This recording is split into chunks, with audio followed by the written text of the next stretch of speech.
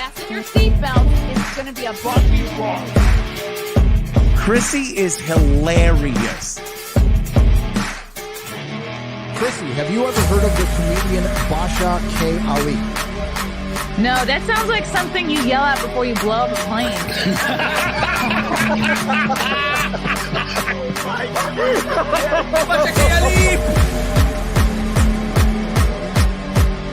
30 seconds remaining.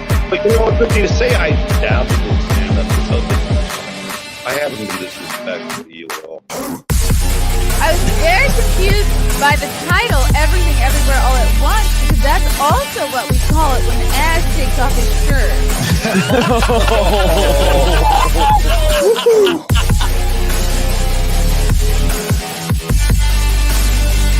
I shouldn't be up here. I should be in school on the other side of the ocean. What's up, boys and girls? Welcome to Mayor in the Morning. Gonna talk to you in a soothing voice, 'cause it's Monday. And Mondays typically suck, 'cause you gotta go back to work. Or you gotta do laundry, 'cause you didn't do your laundry on the weekend. And it's okay, 'cause I lit a candle. Sounds like when that scene from Will Ferrell and Elf, when he's like, and I love you, and I'm singing. That's what I was doing just now. Okay, guys, I hope you guys are having an awesome Monday so far. I know I am, because I got up and I went to the fucking gym and I did kettlebell swings until I threw up my back a little. It's all good. I did this thing where I hurt my ass muscle. But that's good, because that's the point of working out, right? I guess. Guys, I'm going to be back on the road soon. Next Thursday, I'll be headlining in Austin. That's right, Austin, Texas, not Austin, Massachusetts. Thursday, September 8th at the Cap City Comedy Club. Then I'll be in Philly on the 14th doing Helium. Oh, my feet are itchy. I was outside again last night and I got more bug bites. I did not learn my lesson. Then I'll be in Springfield, New Jersey at Scotty's Comedy Cove, September 16th and 17th with the very funny Kevin Dombrowski. If you guys were at I don't even know I guess it was technically a Comedians of the Compound show on Saturday, this past Saturday at Governor's in Levittown. This was our fundraiser for Geno, because he got punched and he needed jaw surgery.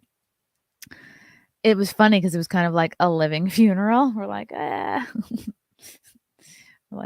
Geno was a great guy. He's like, I'm still here. But Kevin Dombrowski hosted that event this past Saturday. It was a great show. So much fun. I fucking love Governors. I love Long Island. They know how to laugh. Or maybe it's just the Compound Media fans. But I've never had a bad experience at that club. Long Island's the best. You know, I talk a lot of shit about Long Island, but those people know how to laugh, and they're not easily offended. So anyway, I'll be with Kevin Dombrowski at Scotty's Comedy Cove in Jersey, September 16th and 17th. Then if you're in Connecticut, I'll be in Bridgeport at the Bridgeport Stress Factory, September 22nd. Then I'll be in New Orleans, drinking on the street, getting beads, Friday, September 30th, and Saturday, October 1st. 4 shows at the Comedy House, New Orleans. Then we got Content House at the end of October. We got Comedians of the Compound at the Orlando Improv on Thursday, October 27th. This is that same weekend as the Geeks and Gamers Friday Night Tights meetup. So a lot of reasons to come out to Orlando that last weekend in October. It's going to be so fun. I can't wait. Okay, what's up, Kayla? Big A sent you photos of the show at Governor's. Oh, it was fun. Michael Gavin Ali was there. And I have to start saying no to people, is what I realized, because he wanted to pose with me, but he was putting his hands on my waist like we're freaking dating or like we're at prom. I'm like, look, buddy, you're not at AVN, okay? You're not I don't know what you do when you visit people who go feature dancing, But I'm not. That's not me, okay? I'm a dignified woman, and get the fuck away from me. That's what I have to start saying. What's up, Fealty? What's up, Meatball? What's up, Andrew Hoyle? And Odin's face at that clip gets you every time. I was 1 second late. Really? You're going to give me shit, Fealty, for being 1 second late? I'm crushing it today. Nothing can stop me. Nothing. So, yeah. Kayla, are you in? Oh, you are in Texas. Right. How far is Austin from you? I don't know if you want to come out. No pressure. No pressure. Whew. Oh my God, my back hurts. Guys, I sometimes go back and forth on whether I think the current Britney Spears is a clone and we've lost the real Britney Spears years ago. I go back and forth on this because every time, once in a while, I'll see something that makes me go, okay, maybe, who knows? Maybe she's still real. So this is out of Page Six, a very trusted news source. So Britney Spears posted this, I guess, 22-minute video on YouTube. I'm still in the middle of listening to it. She posted this audio recording that's 22 minutes long, and then she deleted it. But of course, people recorded it before she deleted it. So it's pretty interesting. She talked about the abuse she experienced as a result of her conservatorship, and also shared why she turned down lots of money. I wonder how much lots is. Probably $1 million or a couple million to do an interview with Oprah Winfrey, to do like a tell-all, I guess, about the conservatorship. She said, I get nothing out of sharing this, Spears 40 said. I have offers to do interviews with Oprah and so many people for lots and lots of money, but it's insane. I don't want any of it. For me, it's beyond a sit-down proper interview. Ooh, which is, I wonder if by that she means like they're going to twist it and make her look like even more of a victim and she's just trying to move past it. The Hold Me Closer singer once again lashed out at her family in the since deleted audio, explaining that she felt like they had abandoned her amid her conservatorship. They literally killed me. They threw me away, Spears said. It felt like my family threw me away. I was performing for thousands of people a night in Vegas. The rush of being a performer, the laughter, the respect. I was a machine. I was a fucking machine. Yeah, she was talking about how she'd have like 8 a.m. meetings. Then she'd be working out. Then she'd go to therapy. Then she'd do like a dance practice. And then she'd, perform like for all these people in Vegas. Me and my sister went and saw her during her Vegas tenure. It might have been like definitely pre-pan. So it might have been like 20, I don't know, 16, 17, 18. And it was pretty fun. The Grammy winner also reaffirmed her previous claim that she was forced into a mental health facility in early 2019 because she objected to a dance move during one of her rehearsals. That's crazy. That seems like a bit much. Over a dance move? She's like, look, I can't pop and lock. Let's see. Yeah, it's like, I was always under the impression that like it was her dad that was forcing her into the conservatorship and like was the shittiest to her. Wow, I'm talking about the drugs that they gave her. In the first screenshot, the toxic singer wrote to her mother, Lynn Spears. He was saying he wants to up the Seroquel. And I'm like, whoa, horsey, go F yourself. Seroquel I thought was a sleep aid, but it's for bipolar and it is way stronger than lithium. Damn. It is unclear whether Britney was referring to a doctor or her father, Jamie Spears, who controlled her medical care as her conservator. It sounds like they drugged her up. I literally feel sick. I literally feel all the sick medicine in my stomach. I feel like he's trying to kill me. Damn. And I complain about my dad. The Grammy winner claimed on Instagram she got no response from her mother at the time, but she did hear from her mom when she checked out of the facility. She's a sad person. I feel like she's been through a lot. But what is this? They put her in the facility when she wouldn't do a dance move? Or is that just clickbait? Like, what did she do that was so freaking bad? Okay, this is the text message. Wow. All thanks to that one kid that was talking about free Britney. Thanks to that one passionate gay, Britney now walks free. She looks great in this photo. I don't know when this was from. In the audio, she described the invasive circumstances inside the facility in which she allegedly had to undress in front of others and attend militant forms of therapy. Ew. They put me in an ignorant state of mind to make me feel like I needed them, she said, adding that she was allegedly told, if you don't do what we say, we're going to show you who's boss. What? Spears claimed she was forced to tell the public that she sought treatment due to her father, Jamie Spears' colon illness, but behind closed doors, she was crying to her dad and then conservator, Jamie Spears, and her team. They sound like a couple of a-holes. Jamie was suspended as the conservator of Britney's estate in September of 21. I was like, why are you guys doing this? The stronger singer said she told them, adding that Jamie's last words to her, he died? I don't know about that. Jamie's last words to her allegedly were, now you don't have to go, but if you don't go, we're going to go to trial and you're going to lose.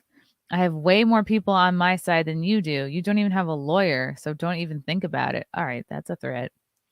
Britney further described the amount of control that Jamie and his co-conservators had over her, sharing that she was once in a secret relationship with an unnamed man.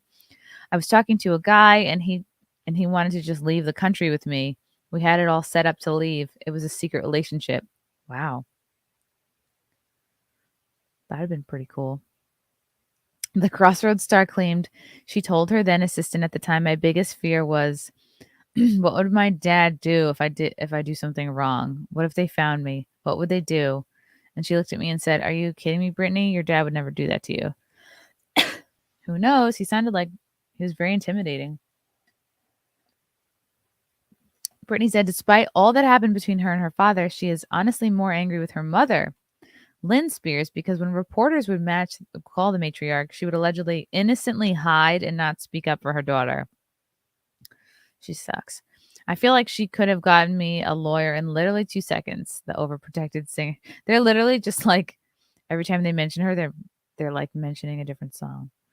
My friend helped me get one in the end, but every time I made contact with a firm, my phone was tapped and my phone would get taken away from me. Holy cow. Matthew Rosengart, the former federal prosecutor who helped free Britney from her conservatorship in November of 21, is actively investigating allegations that Jamie and his co-conservators spied on the music superstar. Yeah, I'm sure they did. How the fuck did they get away with this? Britney said in Sunday's audio clip, how is there a God? Is there a God? I'm sharing this because I want people to know I'm only human. I do feel victimized after these experiences, and how can I mend this if I don't talk about it? In February, Page Six exclusively reported that Britney is working on a $15 million book deal to share even more details about her story. Interesting. What do people think in the comments? We've known Britney for years. Great young lady, but she has been wronged in the worst ways by her family. We wish her and Sam the best during this rough patch, which will only make them a stronger couple. This person thinks she was wronged by her own choices. If her family did nothing, she would have been gone years ago. Who's to say?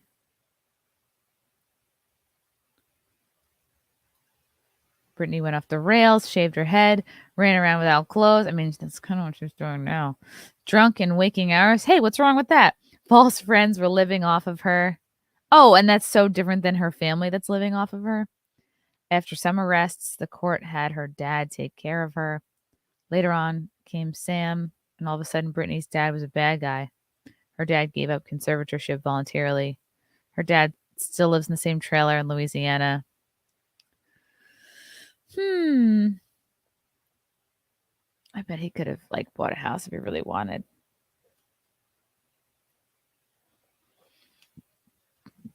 Okay. Brian thinks the mother is horrible. I can relate. My own mother used me until she felt I had nothing else to offer. My husband died suddenly, and she basically said that at my age, 54, I'll never meet anyone else. Therefore, I was worthless to her. She lives with my sister and her husband now. My father died of old age years ago. To say that I'm better off without her in my life is an understatement. Yeah, that person's mom sounds like she sucks. I agree with this person. It was too easy for many people to live off her money. Yeah, they were giving her like an allowance. I think of all the millions of dollars she made, they only gave her like $78K a year. I think she's been on so many drugs that it may have like permanently fucked her brain a little bit. Poor Brittany. Poor Brittany. This is why there shouldn't be any children in show business. Sounds like the dad's a control freak and the mother is too weak and scared to do anything. Yeah, that's exactly what it sounds like. Yeah, she should just get away from these people. From Andrew Hoyle, here's your go-go meds, honey. Now go shake your tatas for these Japanese businessmen. Daddy's got stacks to count. Yeah. Wow. I don't take any drugs. I just don't want to be like dependent on a pharmaceutical, like something that could eventually like run out. Maybe I'm weird. We know who else is weird? Oh, wait. It's Chewy. Morning, Chrissy. Gotta say what's up to my pals down at Christian's Tailgate in the Heights. Well, I hope they're watching this. Hello, Christian's Tailgate in the Heights. I don't know why. I feel like they keep trying to push Hillary Clinton on us in like different strange ways. I feel like we can't go a month without hearing about Hillary Clinton. And clearly, like, that's her people, you know, keeping her relevant. But here's Hillary Clinton posting a dance floor pic in support of the Finnish Prime Minister, Sanna Marin. We didn't know we wanted to see this, right? Hillary Clinton tweeted out a throwback photo of herself dancing and swigging beer when she was the U.S. Secretary of State in 2012. Oh, okay. What happened with this Finnish Prime Minister, Sanna Marin? She's under fire in her own country after a video leaked online of her dancing at a party. Oh, I mean, she's like a hot young girl. Who gives a fuck? You can't be a prime minister and dance? She had to apologize tearfully and said she was only human. I mean, she's beautiful. She took a drug test to prove she was not under the influence as she raged in the viral clip. Clinton's support reached the young leader, who replied with a simple thank you and a heart emoji. See, if you're still using heart emojis, you can't be too hard on someone. Okay. So this is Hillary Clinton posting this in support of her. Who gives a fuck? This is from 2012. I feel like she paid all these people to be around her. Like, I don't genuinely see her going to a party. She made headlines 10 years ago for tearing up the dance floor and swigging a beer while representing the U.S. Oh my God. Yeah, like that's the worst thing the Clintons have done or Hillary's done is like dance and drink a beer. Okay. If it was a picture of her dancing and swigging a beer while she's like secretly murdering somebody, I'd be like, yeah, that's her. As Ann Richards said, Ginger Rogers did everything Fred Astaire did. She did it, but she did it backwards in high heels, wrote Clinton, citing a now famous quote from the late former governor of Texas. Here's me in Cartagena while I was there for a meeting as Secretary of State. Wow. Oh my God. Wow, Hillary Clinton, she's just like us.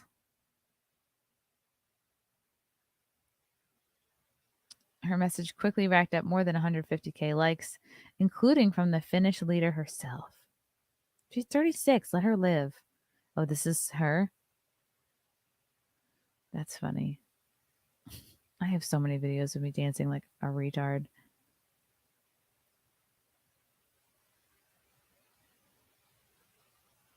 Yeah, I think it makes somebody more relatable. Really? It's like you're not going to dance at all just because you have a high profile job or you're a politician. The Finnish leader, one of the world's youngest heads of state at just 36, has faced escalating pressure after someone shared videos of her dancing wildly, with opponents questioning if she was on drugs.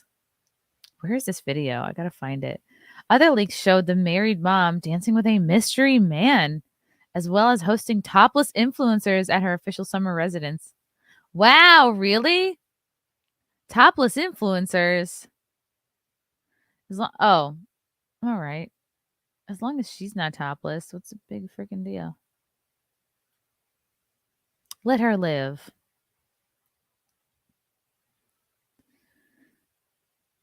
Let's see. She tearfully apologized. Prime Minister also revealed she took a drug test, came back negative. Clinton faced backlash after she was seen tearing up the dance floor.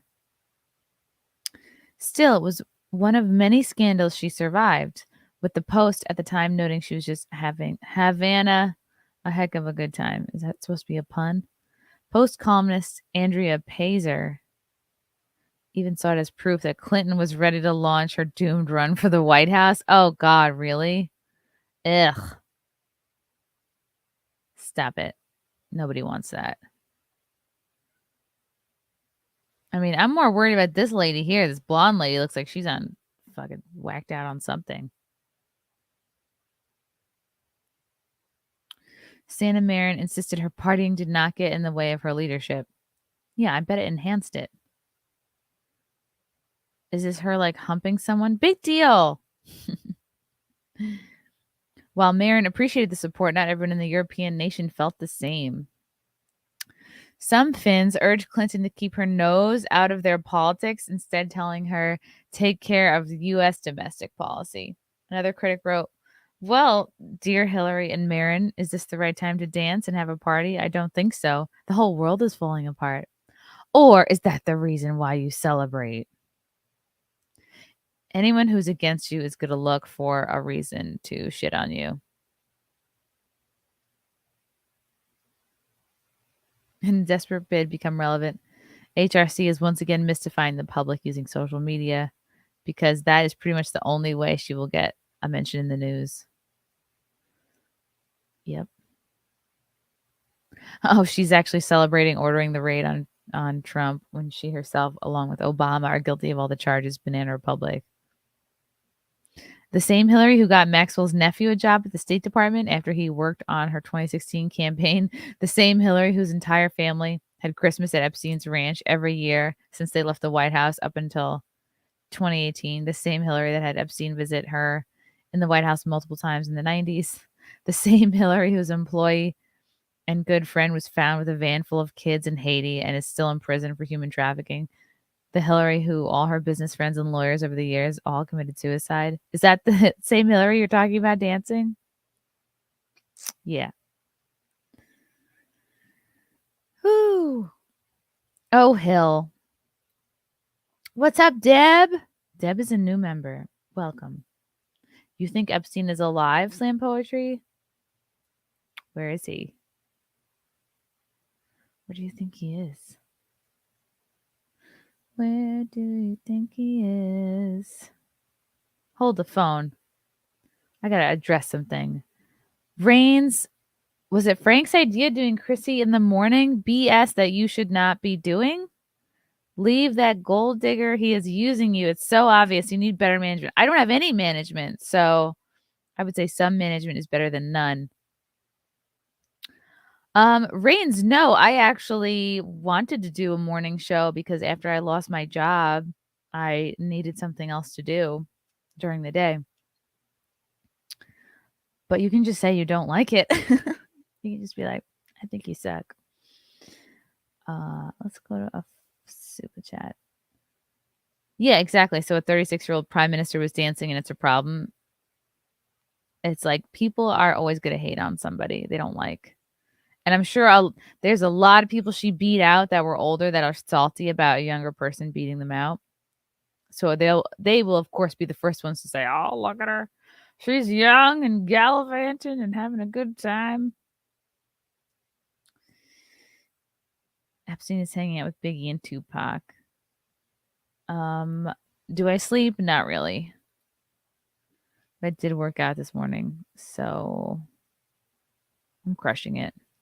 Matthew Hammond for 5. It will be a sad day for hitmen around the world when the Clintons leave this earth. Yeah, that's true. I'm sure they'll find some other corrupt politician to work for. What's up, NVIDIA? Good morning, Chrissy. Good morning, chat. Hope you all have a great day. I hope that too. Even rains. It's Chewy. Morning, Chrissy. Gotta say, what's up? Oh, I already did that. God damn it. I love your talent. You are the best. Just not doing. Tell me what I should do instead, Rains. You know, I always love to take the advice from random people in the chat. They always know better. Usually it's like the chat is so busy, I don't even notice like the comments that are not members or super chats, but oh hey, it's Russell Hall. You really need to watch Jay Tallhafner's Britney Date Rage stream from Thursday. You can watch it via the last couple hours of the Jack Show. Epic. So Jay Doll was really upset that Britney went on a date and then he rage streamed. I mean, I can only hope somebody loves me that much one day. Where is it? If I search for the Jack Show, it'll come up. Jack Show. Oops. Whose channel was it on?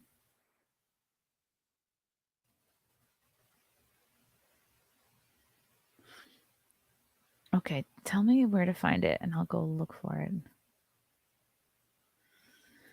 Okay. Oh, wait. Rains is Chrissy's only management. We covered it last time in the chat, but he is feeling. Rains, step it up. Where are my gigs? If you're my management, you're supposed to be booking me on stuff and getting me road gigs, getting me auditions. Let's go. Let's go. Make some shit happen, buddy. That's what managers do. Find someone who loves you the way Jay loves his sex dolls. Exactly. That's everyone's goal. That's everyone's goal. Yeah, I'm gonna work on maybe doing some gameplay on my Discord, like play a fun game that I can do. Oh, it's on Anna's channel? I was just looking there. I can't find it. Videos. Where is Jack Show? Is it playlist? Someone put a link. I can't find it. Okay.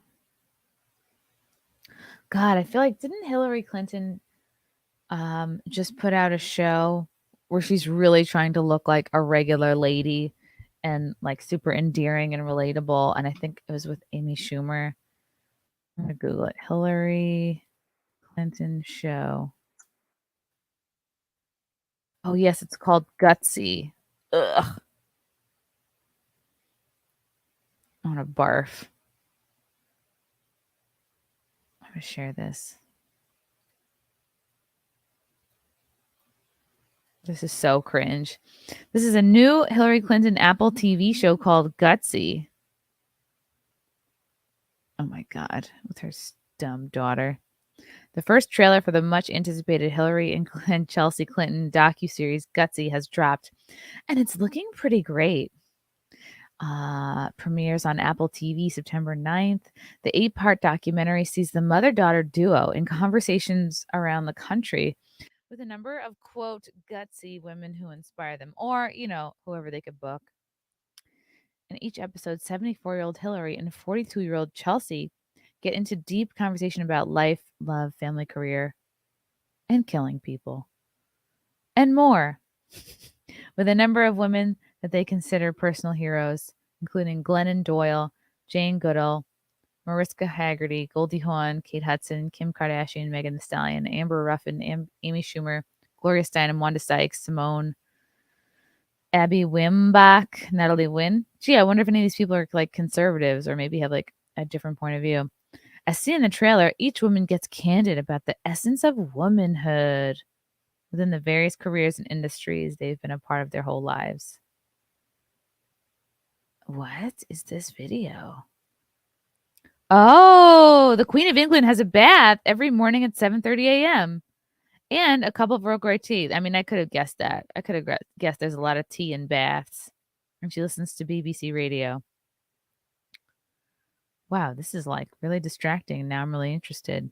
The temperature of the water must be tepid. She takes a tepid bath. They have to check it with a thermometer? Oh, are you kidding me? What do you think? You're the Queen of England? When it comes to death, it has to be filled precisely 7 inches? No way. That's not that much. A 7-inch bath. It has to be measured with a wooden thermometer. 7 inches of water. I mean, how big is 7 inches? This? That's like you're just sitting in it. Like enough to just get your cooch wet. That's weird. But yeah, the Queen of England does not strike me as like a shower kind of gal. Her strict bath time is not for relaxation. It's to steer clear of showering because of a rather strange view. Do none of them shower? Oh, okay. 7 inches of water is not enough, though. Showers are for people who are rushing to get out the door to work. Well, yeah. Wow, that was distracting. Okay. I'll watch a second of this. Okay, here we go. Ugh. We're hitting the road to shine a light on women who inspire us to be bolder and braver. Ugh. Gross. The series is actually based on the New York Times bestselling book, The Book of Gutsy Women, co-authored by the mother-daughter pair, just as is the case on the new show. In the book, Hillary and Chelsea tell the stories of the gutsy and resilient women who have inspired them throughout the years. I don't think anybody inspires her. I mean, I think who inspires Hillary Clinton? Putin?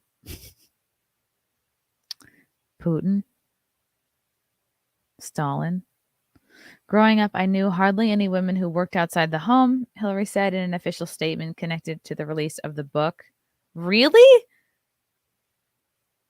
My mom and her are the same age. They're both like of boomer age. My mom, same age as her. She said that women were either like teachers or nurses or secretaries.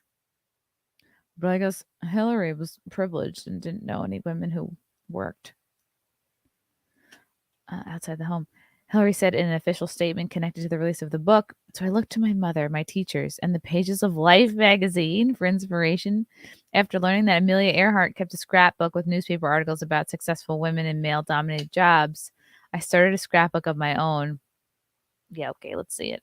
"Long after I stopped clipping articles, I continued to seek out stories of women who seemed to be redefining what was possible." Okay. I should review that when it comes out. Oh, is this more about the Queen and her bath? I can't believe she's still alive. Okay. Well, at least Hillary Clinton is trying. Oh my God! We have a very special guest on today. Since Compound Media is off this week, I figured I would bring Compound Media to you guys. So I'm hoping I can get some more Compound Media guests this week. But the first guest is my very good friend and comedian, Geno Bisconte. Welcome to the program. Hey, hold on. What are you doing? Hey, boo. Hi. Hey, Oh I wanted to say gosh. thank you. Thank you for coming out on Saturday night. That was, as much as we didn't know what to say it was everything we thought it would be, right? It was just, you said it earlier, it was like a Comedians of the Compound. It was just us fucking around. It was so much fun. And in typical fashion, we really did embrace our inner shit show. And I mean that in a good way, because like there were so many comics and Dabrowski's hosting. And he's trying to, he's like, you do this much time. And then after a while, it's just like, let's just put everyone on and see if they can make it to you. And then he's like, and then if you go up, stay sober if you can, and then just go at them. And that's exactly what we did. It was great. Thank you so much, Chrissie. Oh God, it was nothing. That's the risk with like doing a show where Geno goes last. We're like, well, we'll see if he we'll see if he doesn't get too drunk before the end of the show. But again, not to pat to my own horn, but beep. But after that fucking Cleveland show, that's become the norm. And one thing one thing I loved about Bergie's like he would one of us would always open and one of us would always close the comedians of the compound.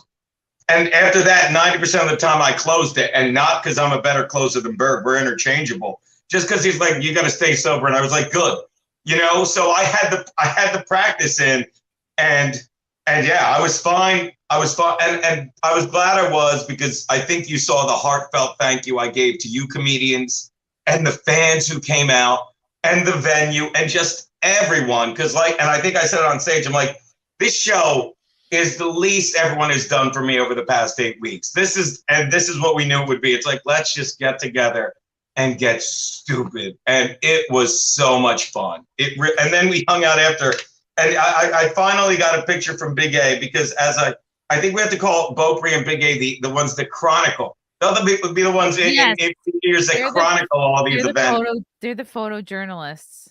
Yeah, so Beaupre sends me this great black and white, and Beaupre's more black and white. And Big A is very colorful, if I may. And very colorful. Yeah, I think he very adds colorful. Color. I fucking love those too. So Beaupre sends me a picture of it's all black and white and me doing a toast. And you know, 8th grade girl Geno, I retweet. I'm like, this is me fixating on Pat Dixon, blah blah. With my crippling addiction. And then somebody writes something about Brennan, and me yelling at him, and I go, hey, you have any pictures of me and Brennan? And Beaupre goes, no. He goes, try Big A. And sure enough, Big A sends me 2 pictures of all of us with Brennan. I'm like, all right, I'll get to that next time I'm acting like a girl on Twitter. So it was great, but thank you so much. Oh my gosh, of course.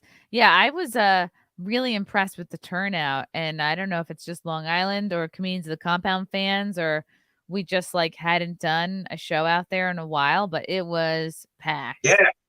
It was damn near a sellout, right? Not like I'm a complete, unlike me, who's a complete sellout. Kidding. It was actually, it's not fair to call it a sellout, because honestly, they reached out to us, and full disclosure, they reached out to Kevin and Levy, who again did so much to set it up, and like that day, and I get a call, and Levy pours him out. His mother passed away the night before, Friday night. And oh my God! So his mom just died, like on Friday. His mother passed away the night before, but he saw her Wednesday, and Chrissie, me and you know as well as anyone, it was a blessing that she did. So I call him Saturday of the show. I'm like, Bob, and I said the same thing. I'm like, Bob, everything you've done up until this is the least. I'd love to see it. You got a long drive. He's like, I don't know, but he came out, and the second he showed up, you could see he was like, thank God I did this. And he said it, and again, if I skipped over it, it wasn't like we've seen it with our parents. It's not that, oh my God, she's alive. No, she's just not dead. And she was at that point. So when she went, it was a blessing. And he texted me the next day. He's like, thank God that's when your thing was. And it was just, I don't know how people would ever want to leave Compound Media. It's a playground of you need more followers. I think everyone who is a fan of ours is the perfect fan. I don't need any. Yeah. I don't need any to beg any people to come. I love all the people that have found us, and vice versa. You know what I mean? Yeah, I love Compound. Like, I'm always singing its praises, and I feel like recently we've gotten more attention from, like, for example, Christian Toto at the Daily Wire, and there've been like more write-ups, and like, of course, like neither of us are in any kind of position of, we're not like managing the network. We're just a talent. So we're pretty limited into, marketing and advertising, but, all we can do is just talk about how great the network is. And it gives us the freedom to like truly have free speech. And especially when these YouTube algorithms are constantly changing and their rules are constantly changing on what they're censoring. Like lately, if you talk about any of the trans stuff, they've been nailing people for that. And it's been really great to always have Compound. I know, okay, at least once a week, I can go nuts and say Right. whatever, and it's gonna. I can get that out of my system at least once a week. Yeah, I enjoy the platform that I fucking, somehow wound up doing the 4 days a week gig, and I get to speak my mind. And I love and I always say our show. I stole that from LaDainian Tomlinson. LaDainian Tomlinson, greatest Charger in history. When he set the record for most touchdowns scored in a season, like it leaped out at me. He was in the press conference and he said, what we did, people will look back at our accomplishment, because he's a running back and he couldn't have done it without the offensive line. And when Berg left, I'll tell you, the first two people to call me in order, Kevin Dabrowski and Kevin Brennan. And they're both like, just keep doing what you're doing, because Berg is great. But Berg had evolved he was just another guy in the booth. Don't get me wrong, the funniest. And so I just play off fucking Steve and Garrett, and Bobby has stepped up, and the callers, and I just spin the plates and dish the ball off, and I get to scream my mind and then say something really deep and then say something really stupid. It's become, I've said this before, just like my act. It is, when I'm behind the desk or behind the mic on stage, I don't have to be the funniest guy in the room, but I damn well better be making everyone laugh as hard as I am. And I'm gonna tell you something. I'm great at it. I am. I said it. I'm great at it, and I mean, I'm proud of the fact that I'm great at it. You know what I mean? I'm not trying to sell anyone on anything, but you see me when I'm at that desk, when I'm hanging out after the show at Governor's, I sit there like this. I'm the coolest man alive. I got Bobby passed at LOL Comedy Club, Chrissy. LOL, which is nothing. But I walked in, and I didn't get him passed. I just wore the gay booker Roy down. But I walked in, I said this on the show last week, Bobby's on stage. Drew came out because he knew me and Bobby were both there. And I just walk in, and I sit between them like I'm the coolest man alive. And I'm not, but in my addled brain I am, because I get to do this. I get to do this. Definitely. And you just have to be grateful. And it's so easy, especially when you're in the moment and it's happening too. Like obviously when Aaron left, that was like surprising, and you're going through this grieving process of like losing a show partner. And I don't know if you also felt like you lost him as a friend, but like you're going through all of this live every day. Everyone's, you don't really get to like process it kind of by yourself. So, and none of this is like promised to us, right? There's no set amount of time. Like, you really, anytime something ends, it's an opportunity for you to look back and be like, hey, I'm grateful this happened. And exactly, you have the best attitude. I get to do this because like nobody, you know what I mean? Like nobody's forcing you to do this. It's like any of us could easily just be like, working in an office somewhere. And and I've said this to Dombrowski when we bullshit, but I think you see it every day I get behind the desk. I don't worry about the next show. I don't worry about the last show. I just get behind that desk and it's all fun, all gratitude. And I always say this, I'm not trying to sell you a Dianetics book, but you see it. I just get behind the desk and I go, wee, and I half the time, Garrett and Steve have said 30 funny things before I even start really getting into it. You know what I mean? It's like, all right, we get it. And you need good support because that helps bring out your sense of humor too. Like if the Booth Boys were dry and a drip, like you'd have to work that much harder. And when I went down with the injury, that's cool to say, it makes me sound like an athlete. But when I was out, and I thanked fucking, I told fucking E-Rock, I'm like, you ever want to fucking have fun? You should just post screenshots of the text I sent you. Because it was literally like, fuck you, okay, he's dead, blah, blah. Look, I'm really sorry. Fuck it, you were lashing out at E-Rock?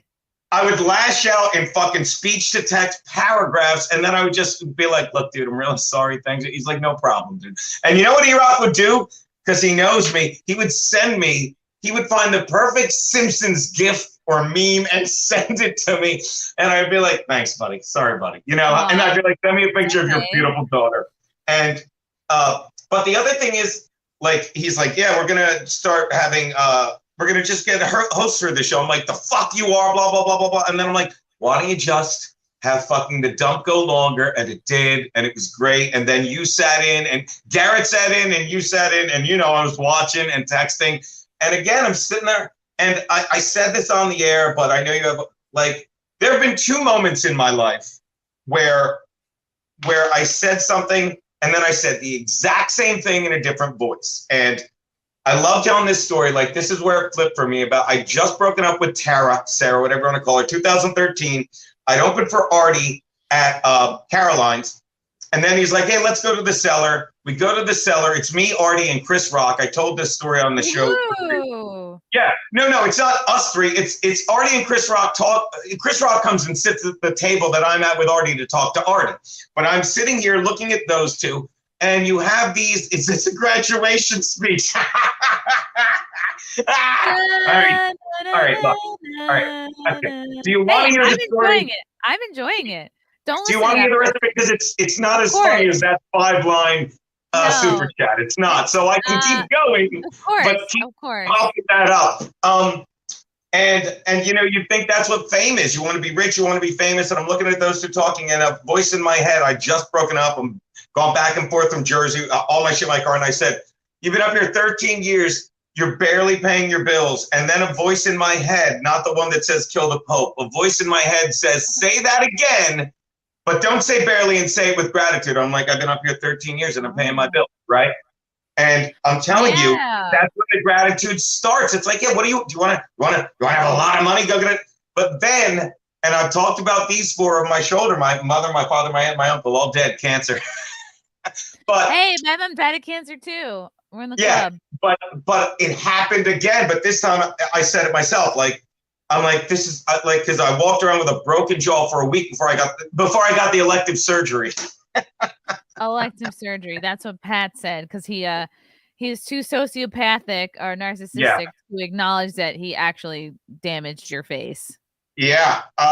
So I'm walking around and I can't take any meds other than fucking Tylenol because I can't thin my blood prior to surgery. And I'm 53. This is the worst pain of my life. And then I heard myself. I go, I'm 53, and this is the worst pain of my life. Like, you know, my dad nearly lost his thumb in a farm accident. The pickle machine. I always do that dick joke. My mother suffered 1.5 years with leukemia. My uncle Frank fucking was in World War II. He fucking was on a ship that got torpedoed and didn't know if he'd get out. But I am 53, and I had a face out. And I was girl, you don't look it. Yeah, and then it's like every time I have one of these moments, you double down on gratitude. You do it, and I'm not kidding. It's like I hope people see it. I hope people see that it's like, yeah, this broke me. I think I'm more grateful than ever. I'm in the best shape since I moved into New York. Well, for now, because I'm eating again. But I was like down to 151, and it's like, yeah. And it was incredible. But yesterday I was so, and then I'll stop talking about me and I'll morph into it. I was so hungover yesterday, Chrissy. Like the last thing I texted you before I passed out last night. Drink. Kumia was so drunk. Everybody was so drunk at Governor's. Like, it was crazy. Yeah. Like I passed out last night, 10:30. I said, yeah, I'll do it. And I passed out because all I did was sit on the couch. I ordered a Grubhub. I ordered pizza. And then 10 minutes later, I ordered Haagen-Dazs, all on Grubhub. I'm like, I don't give a fuck. You ordered Haagen-Dazs? Didn't it come melted? No. I don't know what the distance is, but it's the perfect softness when it gets here. That's what she said. Wait, what's your go-to Haagen-Dazs flavor? Coffee chip, but they didn't have it. I love coffee. Of course, coffee's the best flavored ice cream. They didn't have coffee.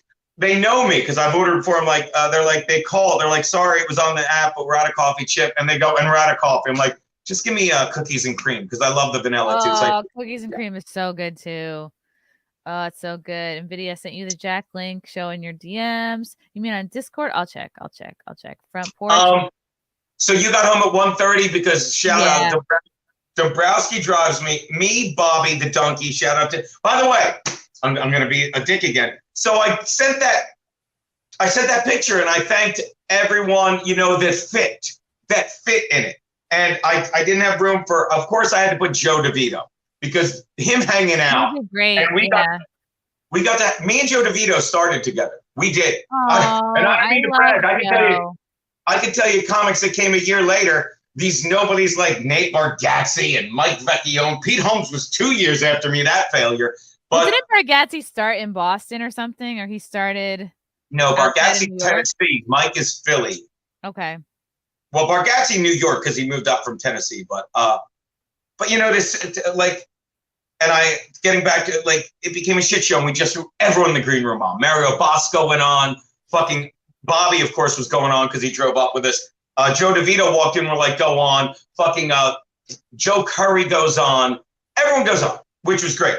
Even So Barry, I admire the confidence of Barry Ribs. He showed up on a show he wasn't booked at, and then sells shirts after. So he Right. he manages to get himself a guest spot and then sells shirts after the show. I was like, wow, that's confidence right there. So okay? So let's play a game. So you were there. Did I not? I stayed sober just to nail the thank you at the end of the show. Did I not nail that thank you?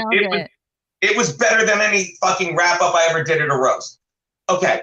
And so when I do the thank you tweet, I don't have room I run out of 140 characters. So I don't put Bobby, who was on the show. I don't put fucking Joe Curry, who by the way is Frankfoot. I found him now. And I don't put Barry Ribs. And who sends a tweet out saying, why wasn't I thanked? Yeah, it's like, girl, you weren't even booked on this show. You should be happy anybody gave you a spot. He's so entitled. And then the fucking guy tweets, Geno didn't even say thank you to anyone. I'm like, what are you doing? What are you doing? So now watch this. I'm going to say it on Morning with Mayor. But Barry Ribs is dead to me. He's on the list. Shit. I think he doesn't realize how he comes across, and I think he's a little bit, he lacks some self-awareness. But he's the inverse of Twitter because I know him, and Twitter makes you crazy, and I'll shit all over him on Twitter, and then I'll say in my line, I love you, buddy. I love you, Barry Ribs. Michael Gavin Ali in the chat. Yeah, tell me more about your prom picture. From Porch Conservative. Good morning, Chrissy. You're looking great as always. Thanks, Porch. Geno, I know you've been going through a lot, but I'm glad to see you doing better now. Stay strong, brother. Folks are rooting for you. Thank you, Front Porch Conservative. Yeah, but hopefully, oh my God, if you're not sure how much better I'm doing, you want to see a picture of me like the second or third time I ever got on stage. Is it a nude? Yeah, sure. Let's see it. It would look, would you? Seriously, let's see if I could do this right. Okay, this is me at the Comedy Cabaret. Can you tip it down so the light doesn't flash? There you go. Wow, look at those pants. Look at this shirt. It's like I came right from my gig at Fridays. It looks like Broadway Comedy Club. This is the Comedy Cabaret in Wilmington, Delaware, circa 1996. Whoa. It's not on fact. It is. I'll say it again.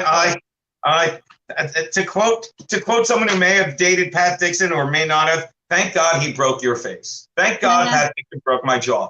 Everything, I deserve all of this. I do. And I look at old pictures, I'm like, oh, thank God. Oh, thank Christ, you know?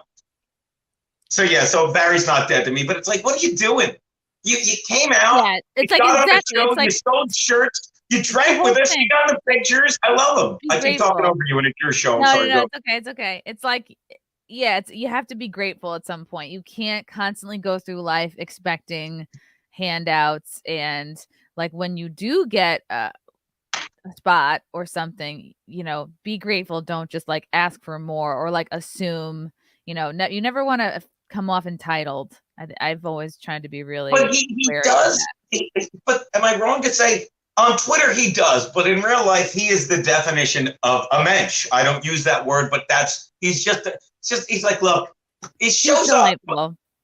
There are people that I will say are younger and funnier than Barry, no disrespect, because we love him, that would come out and they wouldn't get on the show because they're not Barry Ribs, because Barry he's like, hey, can I do a spot? It's like, yeah, why not? Why not? And he does, say what you want, but an old guy that plays black rooms. Let me check and see if we have a guy over 60 that plays black rooms and fucking, and is the Jew and all that stuff. No, you're the only one, believe it or not. So go right up. So he's got that going for him, and he should fucking take advantage of it, right?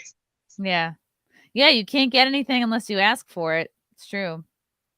That is correct. Oh, Yellow Flash. What's up, Yellow Flash? Hey, Geno. What do you think about Andy Dick's comeback on IP2? Are you thinking about joining him on one of the RVs?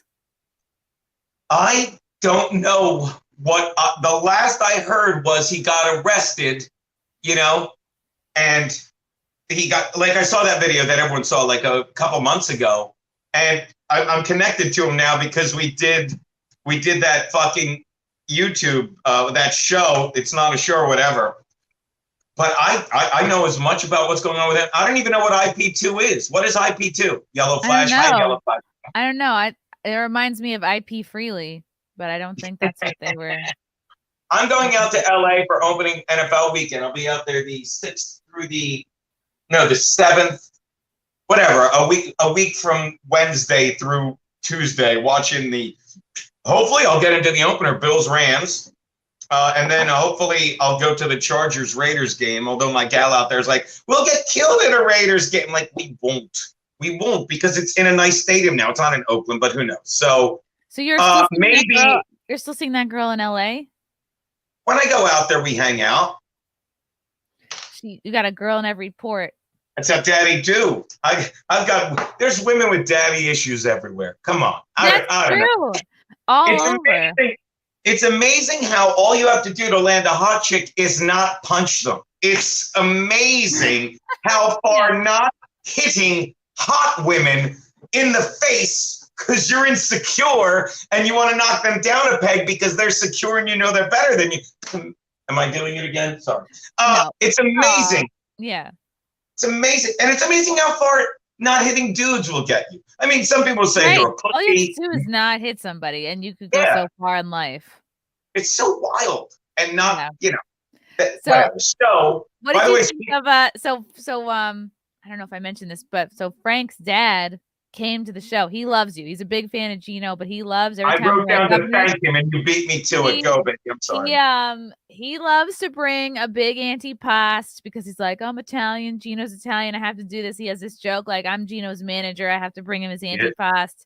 And he he walked right back there. He knows exactly where to go. He's wearing his I-enabled Geno shirt. It was so cute. And he was like introducing himself to everybody. You have to understand, he walks in, sitting right on the couch, and he just leans in it's Frank Sr., I-enabled Geno, and a giant plate of antipasto. And let me tell you, that's another moment where I'm like, there's nobody in the world better than me. There's nobody. Wouldn't you make $1 million in a sitcom on NBC? Frank Sr. just brought me a plate of antipasto wearing a shirt that said I-enabled Geno. Yeah, but we're talking millions in fame. Antipasta. Frank, a t-shirt. That, I'm not kidding. That is all, that is the shit that sustains you from the inside. You're like, this is where I'm supposed to be on this couch right now. Right now. And then Joe DeVito's like, oh, it smells. I'm like, aren't you Italian? Like, shouldn't you be acclimated to these Italian smells? But I think the provolone.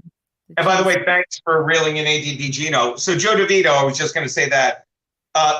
For him to say, oh, I'd love to do a spot, and his opening line is like, I think anyone that gets hit by Pat Dixon needs a benefit. I'm butchering it, and it was hilarious. That's funny. But then to sit there after the show and talk about all the guys we knew that we used to do bar gigs with and stuff like that, and how, same thing. I'm like, you guys come up with? Watch this. Jimmy Sacco. He's selling carpet in Tennessee right now or something. I don't know, somewhere in the South. Honestly, God, divorce. Sean Anamazales, who was really funny, but he liked the cocaine. He didn't die or anything, but he just, he stopped doing it. God, another guy who I can't think of, an Irish kid. We all hung out doing shit together. You know what I mean? And there were bigger names, you'd hang out at the Cellar with, but the guys that you just would fucking just do any gig anywhere with, and to sit there with DeVito, we'll stand there at the bar, because how about at the end when we're standing there at the table, and let me second that. Governors they're such great people. I love that club. Family, they're so warm and welcoming. They walk up, and me and the boss are doing shots of Jameson and Jack Daniels, and they just walk up and put a bottle of each on the fucking table we're standing at. And the fans coming over, and we're pouring shots. But I'm talking to Joe, and I'm like, it's so funny how, because I used to do Gutfeld. Excuse me. Now I kept saying fucking Red Eye to him, and now I used to do Red Eye and stuff, and I loved doing it. But just I didn't mesh with it, because I just would always, me, I'd always call the hot fucking anchors whores and Bill gay. But he was so perfect for it. And then as it evolves into something even better, of course he gets even better and he's a part of it. And I've always been the guy that just wants to sit and talk with people and be stupid. And I wind up behind a desk with where I can say whatever I want as opposed to being on TV. And we were just, we're just sitting there, and it's nice to look back 20 years and say, never doubt, this is exactly what we thought we'd be doing, even though it's not even close, so that was great. Yeah, it is good to see. And so many people are coming up to Joe like backstage, like, oh, so proud of you, you're doing great. And it's like, it's awesome to see, because like I haven't known him as long as you have, but I think I've known him like almost the whole 10 or 12 years I've been doing stand-up. So it's like you can see like in that much time, like such a progression. Yeah, and he's another guy that like he not an heir to him, just loves fucking he loves hanging, he sits and talks to the people like no, not arrogant at all, not like doesn't have an ego on him, like just a fucking. By the way, shout out Tommy Karate. He gave me this thermos and loudmouth. What is that? What is that? Is that for camping? It is, but for me, it's my look. Geno makes coffee now by pouring a kettle over the grinds like they used to in the 70s, and then to keep it hot. So pour over, you mean? He puts it in the Tommy Karate thermos, who I will hopefully be hanging out with because he's not drinking. God bless him, he quit. But I'll be hanging out with him and his and a scowly face and loudmouth, as we called him, at a bar somewhere because he's the man. So shout out to Tommy. That's awesome. I love when people bring random gifts. Like actually Nvidia, who's in the chat, sent a bunch of stuff to the studio, and I was like, it's just so fun to open stuff. And it was like a couple things that were on my Amazon wish list that I forgot I even had. I don't know if gifts are one of my love languages, or I'm just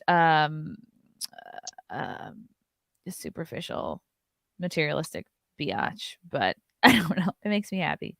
From Galactic Wrestling Federation for 5, breaking. Owen Benjamin claims to know someone close to the Gavin situation. Was told that it was a prank.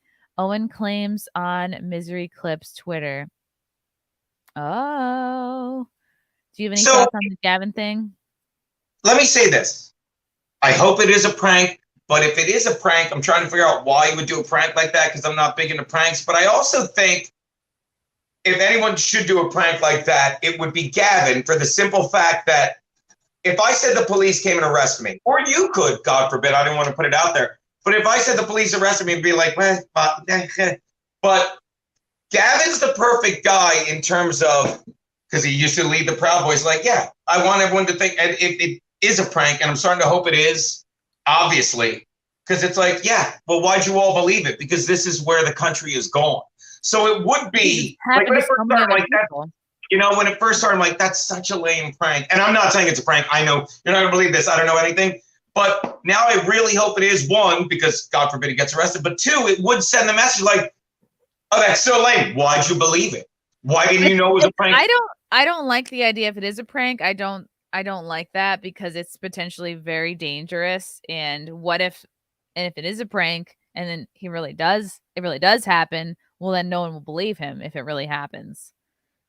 So yeah, but you get what I'm saying, right? I'm just curious, because of all the people that would be able to sell that prank, and I shouldn't even, what are they calling it? They don't even call it a prank anymore. They call it a what? I don't know, like a punk. Wait, what other word is there other than prank? No, it's a prank, but there's something they call it. I'm sure someone will put it in the comments. It does. I'm just saying. Stunt? You mean a publicity stunt? No, it's all of these things, but there's a new word. That's all. You'll see. And maybe it's an old word, but whatever. Swatting? A what? You mean swatting? No, it's not that important. It's a dumb word, but it's going to bug you. I apologize. But okay. I'm saying it would be a good warning. It's like, hey, why did you believe this? Because this is where the government is right now. Make sure you fucking fight against this. That's all I'm saying. So I can't think of the word. I'm sorry. Somebody in the comments tell me what they were saying. I think it's a this. And I have 8 texts from people that morning going like, is this real or is it a this? And I can't think. I know. It's a little annoying. People thinking that I know. I'm like, I'm not his keeper. I'm not his handler. Chris Baldessano, what's up, Chris? Had a great time. You are all family to us. Well, maybe we get an invite to the barbecue, Chris. I mean, we're all family, Chris, right? Maybe get an invite to the barbecue. Wait, Chris is having a barbecue? I don't know. I heard the word barbecue. It's all flashbacks like Memento from after I got off stage. But how did we not talk about this? How much fun was that? The most fun green room you've ever been in? Oh, it was awesome. That's why I kept taking videos for my Instagram. I was like, look, everyone here is great. This is so fun. And I can't believe Brennan showed up with a shirt with Dave Lando on it that said Traitor. And I'm like, you know what? It's good that he wore that here, because how many other chances can you wear that shirt? And by the way, let me ask you this, okay? Like, I yelled at Brennan twice on my show, okay? And anyone can see I love Brennan. But the thing about Brennan is, and so many people, Brennan is great. Let me tell you, Brennan does his podcast because it's perfectly him. He's miserable. He likes being miserable. He likes stirring shit. He even said it after he had fucking Dixon on fucking the time he filled in for the boss. And then the boss called me afterwards. He's like, look, I'm like, don't even apologize. It was great. He goes on the next week with Levy. He's like, and he says it on air. He's like, yeah, I asked Geno about Dixon. He said it was great. It was great. But it's all drama and bullshit. And let's be honest, Dixon would never be on if he hadn't punched me. Zenhauser would have never been on MLC. Both such funny episodes. I love Misery Loves Company. I do. Like I've said this before, sometimes I'll just listen to it before I go to bed, but I'll wake up because Brennan has this angry twang that my brother had, and I'll just wake up giggling. But Zenhauser wouldn't have been on it if not for me. So when you come on my show, you're not allowed to play Dixon had some good. No, he didn't. Well, Zenhauser, no, he didn't. And don't come on my show and play the fucking fake drama story game when my show is nothing but authentic. It's genuine stuff I say that's deep, and it's mostly stuff we say that are dick jokes, but in every case, it's very real. And you're not allowed to sit at my desk and think I'm going to be like, yeah, Pat Dixon really is in love with that chick, and Anthony Zenhauser isn't a try-hard. No. And that's why I yell, and I watch it and laugh. And me and Brennan, we're laughing about it at the benefit in the green room, which I do want to, and it's just like, I yelled both times, and I'm laughing at me now. Chrissy, I yell, you forget yourself, like an insane person. And the beauty of it is, I think he's trying to get me to do it. So he's really good, even when he's on my show, of playing the drama game and getting me to flip daddy. But it's so funny, and we laugh about it when we hang out in real life. You know, it's just like, but the green room, getting back to that because he's in there too. If you've never been in Governor's Green Room, why would you? It's just it's like a 8 by 15. It's a giant square room, right? And there's a TV on the wall on the couch, and you see the comedian on stage, and we're all just sitting there ripping on the comedian on the stage, you know, while they're on stage joking around. It was just so stupid. We're just making fun of each other, and it was as much fun in the green room as it was for the audience, maybe more. Oh yeah, I know. I almost wish that like the green room could have been a podcast. All right, I want to pull up this tweet. While you're doing that, you remember at one point in my set, I literally walked to the side door and yelled into the green room. I'm like, "Hey, boss, did you? Yeah, Gene, Bobby, write this stupid shit." All right, let's see the tweet. All right, this is from Daddy again, fixating on Pat turning. Was this it? Turning into my crippling addiction. And he said, thank you to Governors Kevin Nebraski, Bob Levy, Kumia, me, Burning Brennan, Joe DeVito, and my water. And then, yeah, great picture. I wish I was there. I mean, I was there. I was like 10 feet away. And then Barry's like, I think you were helping Barry sell t-shirts while I was neglecting. I was selling my own shirts as well. Yeah. Which I asked in advance if I could do. I checked in. Oh, please. I insist. Barry says, Geno, did you purposely exclude me? Gratitude is taught or acknowledged as an adult. Wait, so you're supposed to be grateful that Barry forced his way onto the show? Is that? I have it right? Here's what galls me. I'm all about, all I talk about is gratitude. It's all I talk about, you know? And then, but if you look, of course, the guy, and I love it. Like, I don't know. It's so funny because trolls are blocking me now. Because I just dig in, you know what I mean? And I copy Atticus Finch. Shout out Atticus Finch. You haven't blocked me, my man. Some guy called Follow Smoke or something, and they just sit there, and I copy them in the pictures. Zen's producer, Becky, She won't let me She has tag her me- in pictures. She has me blocked. I think she is one of these women who doesn't like funny women, or she feels But threatened. it's like, oh, very good, Kelly. What happened to your OnlyFans? Very good, Kelly. You know why she had an OnlyFans, right? You did tell me about that. Yeah. Yeah. We can't say on the air that she was sending dick pics. She was sending nudes to Pat Dixon, and his psycho girlfriend found them and created an OnlyFans account. We can't say that. We can't. We can't. And we can't say that the day Pat Dixon punched.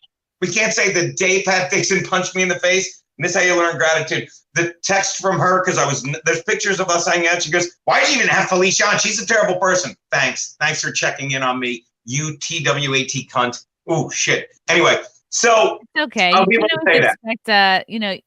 expect, there is a difference between a fan and an actual friend, and it is easy to conflate the two. And that's the thing. Like, I'm realizing, like, these people, all they have is Twitter. So why would I take that from them? You know what I mean? Like, that's what they have. So here are the comments. Why is Joe List calling me? That's really strange. He like never calls me. You should take the call and pipe it into the mic. Pipe it in. You know, I don't know. All right, it's gone. He's gone now. Donkey Buddy saying he broke up with you. Get over it. Oh, this is you posting his empty apartment window after. Look at the sticker. Yep. Oh man. Yeah. Let's see what else. Oh, happy for you. This guy gets it. The Fraternal Order of the Unknown Comedians. Oh, yeah, that's really funny. That he was like, "Why didn't It's you hilarious." tag And then me?" somebody he broke up with you. Get over it. Okay. Okay. If you think I'm not enjoying every ounce of my life right now, the fact that he's hiding in Tennessee, like he put something like somebody put, "When you come back to New York," is like, "Whenever I want, I guess." And to double down on trying to annoy him, I put a gif of Hillary Clinton going, nah. And I watch as I'm begging him to come back to New York. I'm begging him to set foot in New York. He's going to be at fucking Scotty's in between your appearance with Kevin Dombrowski, my appearance with the Donkey of Comedy. He's going to be there. And let me point something out. Could you imagine having no money, living in Tennessee, and just to prove that you're still relevant, losing money to drugs? And the money at Scotty's stinks. And let me say something. And I don't mean that in a mean way. I love Scotty's. I love the owner, Gene Nagel. I've told the story before. When the world came back, you worry less about money and more about the good people. And he's like, "Dude, the money went down." I'm like, "I'll take it." And because I did it, Bobby gets on stage whenever I go. We have Carl Day Jokes. I always forget his last name. That pops on every other Monday on my show. And it's so awesome. And I love that room. But the bottom line is, when you're driving fucking 2 ways and they don't give you a hotel just to say, "Yeah, I'm doing comedy at Scotty's," please book him every month. Book him every month, because I know people there, and I'm going to see if any of my friends know cops just so they can stand in the back. You know, they can't do anything. They're Jersey. Just because again, I'm obsessed, and I don't sleep at night, and I don't hang out with my friends, and I don't have a shit ton of money sitting there accruing interest for a civil suit that I have decades to file. Deb thinks that money goes further in Tennessee. Deb, without a doubt, money goes further in Tennessee. But when you're driving all the way from Tennessee to make, I think he'll make 400. Maybe he's a bigwig and he makes 5. Maybe it's a door deal and he'll make $6. But that money goes further in Tennessee if it makes it back from Springfield, New Jersey. I gotta stop talking about it. I'm obsessed. It's all right. I guess it's a little thing called karma. JR Geno is the best. That's a picture of me from Fan Expo. That was from Orlando. Chris Baldessano, trust me, once I get a house that can fit more than 4 people, everyone is coming over for a smoking BBQ. You are always welcome to come over for some grub. I promise a party get together for everyone. All right, we'll see you around. How far a ride is it there? We'll see you around. What time we get to? Yeah, we'll see you. We'll see you in a couple hours. By the way, Baldessano is another great dude that was fucking, him. He's another guy that, thank you, Chris, and your lovely wife, who every time I see her, she's like, she's like, he's going to hug me again, isn't he? But he was another one that reached out during the whole thing and had my back. He actually even called in when you were guesting on In Hot Water after the guy's like, "No, you don't punch people." He's just a rape. He's like, "You don't fucking punch people." Yeah, there's no justification. There's nothing you could have done that anyone can do to justify being hit. That's like thug mentality. Yeah, and it's like, thank God he punched me, because now I have a stronger bond with so many people. And people say, "Oh, he got him good." Geno still. No, I have so little patience for so many people now that I used to be nice to. And I used to not block people on Twitter. I'm like, why? You blocked me. Yep, goodbye. I don't have time. Muting is better too. Yeah. Wait, Geno, what do you want to talk about? What are you doing for vacation? I don't know how to have a vacation. Like, your life is seamless like mine, right? You're like, this week is gonna be busy as fuck. I'm interviewing Mark Normand. I saw that. Yeah, that's gonna be an interesting one because we have some shit to talk about. And Nikki Benz on Thursday. Who?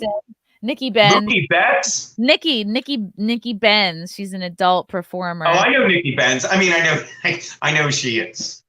Yeah, your penis knows who she is. And by the way, how come you never let I already forgot her name. Swedish Bella. I reached out to you and my agent's son. I'm like, get her on our show so I can just creepily stare at her. All right, like, you know what? I'll message her and I'll see if she's still in New York, and then I'll find out the next time she's in town. Anyway, and here's the other thing. Oh, because like we're on vacation because we get 4 a year, whatever. But I've got to go do this, and I'm going to retweet it. I want to find the first episode we had Frankie on and the most recent one we had Frankie on. That's a great idea. Because he's come so far with us. You could edit it. Like, God forgive me. He's taken us so far because you see he's in on jokes. And when fucking on this past Monday, when our boy Andrew Herbert, Waterhead Superfan, Andrew Herbert was in the bar when I got punched, by the way.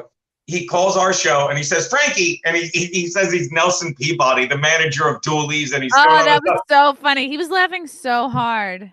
But that was when he called our show, and at the end of our show, before yours, it's like the prequel. He goes, "Oh, also, Geno, I don't know if I told you and Frankie this. I picked up a second job," and I just start laughing. He's like, "I manage an A&W over there in," and he's like, "Yeah," and he goes, "Yeah, Frankie, I'd like you to stop hanging out." And then he calls in on your show, and I texted him afterwards. I'm like, I hate you. I've never made Frankie laugh that hard. I don't know if you saw in Hot Water the following day when he called him like, "Now, Frankie, you got in some," and he's not even listening to me. He goes, "I had a super laugh," and I looked at him like, "You did." I never made it was a super laugh. That was really cute. It's Tuesday's episode, the day after, and it is. You just sit there beaming, and he's gotten so good. Like, he's had it with me. Like, him, ADD. There's an episode where I'm talking, he goes, "Hey, Geno!" Like he yells, "Hey, Geno!" Like, I can't get a word in edgewise with this retard Geno. And he yells, "Hey, Garrett!" Now, like, he knows when it's one of the proudest moments I've ever had as a comedian. I mean, it's like, this is a guy that genuinely loves it, wants, like he looks forward to it as much as we do. It is, and I want to watch the first episode and the most recent. And I'm telling you guys, watching Hot Water Monday. Even if you just watch the last half hour this past Monday, to see him set up that bit. And I don't know how much you enjoyed him on the wet spot getting yelled at. It makes it 10 times funnier. It makes it 10 times funnier. And it was infinitely funny to begin with. So Marshall's in the chat. Govs was great, but Gene, I woke up this morning with a bunch of sores all over my mouth and scratching myself like a chimpanzee. Marshall, you might have contracted monkeypox.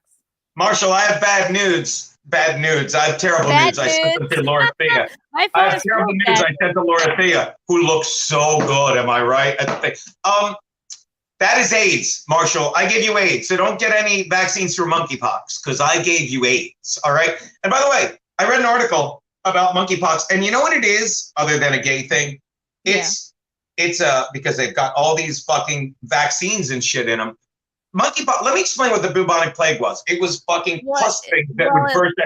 A certain thing that a lot of people were convinced to get lowers your immune system and makes it so that old, dormant viruses can come back out. And do you know what the body does? Because it's so much better than modern medicine.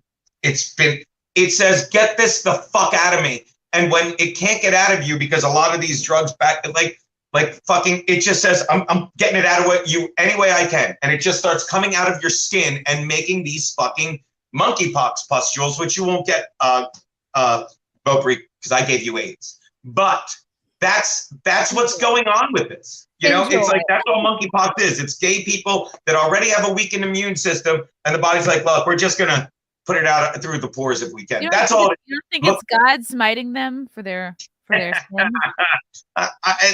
No, because I don't want gays to die.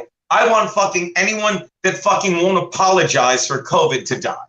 I was talking to my brother about this. I talked about it last. If you need more content, watch me this past week. I was on our boy Pete Feliciano's podcast, Conservative-ish, and he titled it COVID Victory Lap. And I'm like, I don't want them to say I was wrong, because we know you were wrong. I want a fucking apology. There are people, talked about this on In Hot Water, from my old neighborhood that spent the past 2 years saying, what happened to you? When did you get so woke and blah, blah, blah? And you're a grifter with these stickers. And this one guy that I used to bartend with with the stickers that you make and give away for free. How is that grifting? With a hand autographed thank you. We sell them now on the website too, but you still got the hand autographed thank you. And people still, I'm going to give it away. People, if you DM me, I'll send you freebies that I have. Oh, who's the Pete? Because Star Wars Girl's in the chat. She was telling me that you did a show with her friend Pete. Who was that? Pete Feliciano. How do you not know him? I think I do know who he is. He's one of us. He's very outspoken. He moved to Austin because he couldn't deal with the New York shit anymore. Okay. I can't believe you don't. You should do his podcast. You should definitely do it. Who he is. Okay. But to finish that story. Okay. He calls me twice. And this is a guy that used to bartend at Angry Wade's, a bar I bartended at, but it had to shut down because the guy was so fucking liberal. It's like, we got to shut down for COVID. We got to wear masks. He fucking couldn't pay rent. He lost his bar. He has other ones. He lost his bar, and yet they still hate Trump. So he texted me he calls me a couple weeks ago, and I miss it. He's like, I said, I'm like, I can't call him because there's people that I know that I yell at, and I take out everything on one person in real life for all the shit that these people, and sure enough, I don't call him back because I don't want to yell at him. He texts me. It's like, look, I was just reaching out because a buddy of mine's a comedian. He's going to be in New York. Wonder if you could get him on any of the clubs you work. And then I just lose it. I speech to text. I don't work any of those clubs anymore because they were faggots afraid of COVID, like a lot of people I know. It sounds like this person is like, you don't hear from them until they want something from you. Yeah, but they don't get it. It's like, no, I don't work those clubs anymore because I kept working during COVID, ignoring them. And they said, Geno's nuts and he's killing people. And it's like, so I can't help you.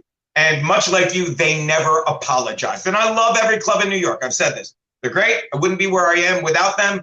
But I don't need to go on a stage at 53 and do my jokes about COVID and the Holocaust and have people say, oh, let's definitely put him on Leno.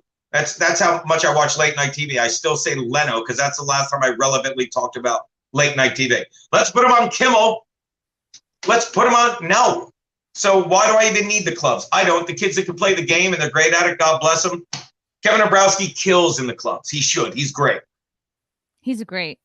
I want to talk about something really important, which is this lady who refuses to switch her airline seats to help families and couples sit together. Even when they start yelling, says single traveler. This is, of course, a single woman named Jackie Stephen in a hilarious confession. So do you sympathize with her? So every summer it happens. A family who hasn't had the noose to book seats together on a plane asks a single passenger to move to accommodate them. This week, it's Irish model and mother of three Vogue Williams who publicly berated a fellow passenger for not wishing to give up his aisle seat and move to the window so that she could sit with her family. She was flying to London from Gibraltar, for goodness sake. It's a 3-hour flight. Read a magazine. Order duty-free. It's not his fault that you're so disorganized you can't read a plane seat map. I travel a lot. I have very specific seats. I always choose. Ask Virgin Atlantic if I can't get 8A, I'll change planes. Okay, I mean that sounds pretty high maintenance. I like an aisle seat when traveling domestically because I need to use the restroom a lot. I like to be at the front because I don't like crowds and invariably need to disembark quickly. Oh, because you're so important. I spend weeks, sometimes months, making sure I have my favorite seat. Oh my God, my old boss was exactly the same way. We have a picture where she's an Irish model. Come on. I've lost count of the times I've been singled out as a single woman on her own and asked to change my seat. I suspect it's because people think that we're going to be the softest touch. Wrong. Here is, wow, she looks like Ghislaine Maxwell. She does. Are you sure it's not? Imagine it's her new identity. That's fucking, oh my God. That would be brilliant. Okay. So she never ever gives up her seat. I always refuse. On one flight a while back, I was in one of the 2 front seats, and the woman behind asked if I could swap so she could sit next to her boyfriend. I refused, and I was met with incredulity. Incredulity? Less Incredulity, I believe, is how it's pronounced. incredulity, less from him, who seemed quite glad of the 3-hour respite. Another time, I was traveling back from the UK to the UK from the US on American Airlines, so I had selected my seat 2A, my first choice. I mean, that's first class. Half the seats in the business class, which I always choose going long haul because I need a flatbed for sleep. My face backwards and on a train is my preferred method of travel, but on a plane, I want to be at the front, facing the same direction as the pilot, because if we are going to be put in the unfortunate position of having to run, I know who I want to follow at the front of the pack. Jesus. After I had stored my luggage, settled down with my iPad, this woman is like fucking just crazy privileged. Who lives like that, though? Yeah. Whatever. I'm like, you're rich. These are rich people problems. Yeah. A man came up to me and asked if I would move so that a family, a wife and 2 kids, could sit in a row. The seats are very far apart, so it was hardly as if they'd be on a Disney ride together. And after looking at the seat he was indicating behind me, I saw that it faced backwards. So I explained that I didn't want to face that direction. He then asked if they could find me another seat on the plane. I said no. Not only is it my right to refuse, I don't like being near people in these COVID times. Yeah, this is fucking summer of 22. I think you can't use COVID as an excuse anymore. And 2A, facing the window, just say you didn't want to move because you're a fucking stubborn bitch. It's as far as away from the other people with my back to them as it is possible. He was furious and started shouting at me, wishing me ill for the future if this were to ever happen to me, and then stormed off to the other side of the plane. Okay, so this is the seat right here. Well, okay. I mean, I've never said something like this. Yeah, as I've always said, there are good problems to have, Chrissy. I know, yeah. If you're in a relationship where you're dying to sit next to your spouse instead of get away from her for 2, 5, 8 hours, whatever, good. Enjoy your time together. That's a very cute couple. Look at that. That's what do they call that? That's the prize. That's the prize. You got the wife, a boy, a girl. You win.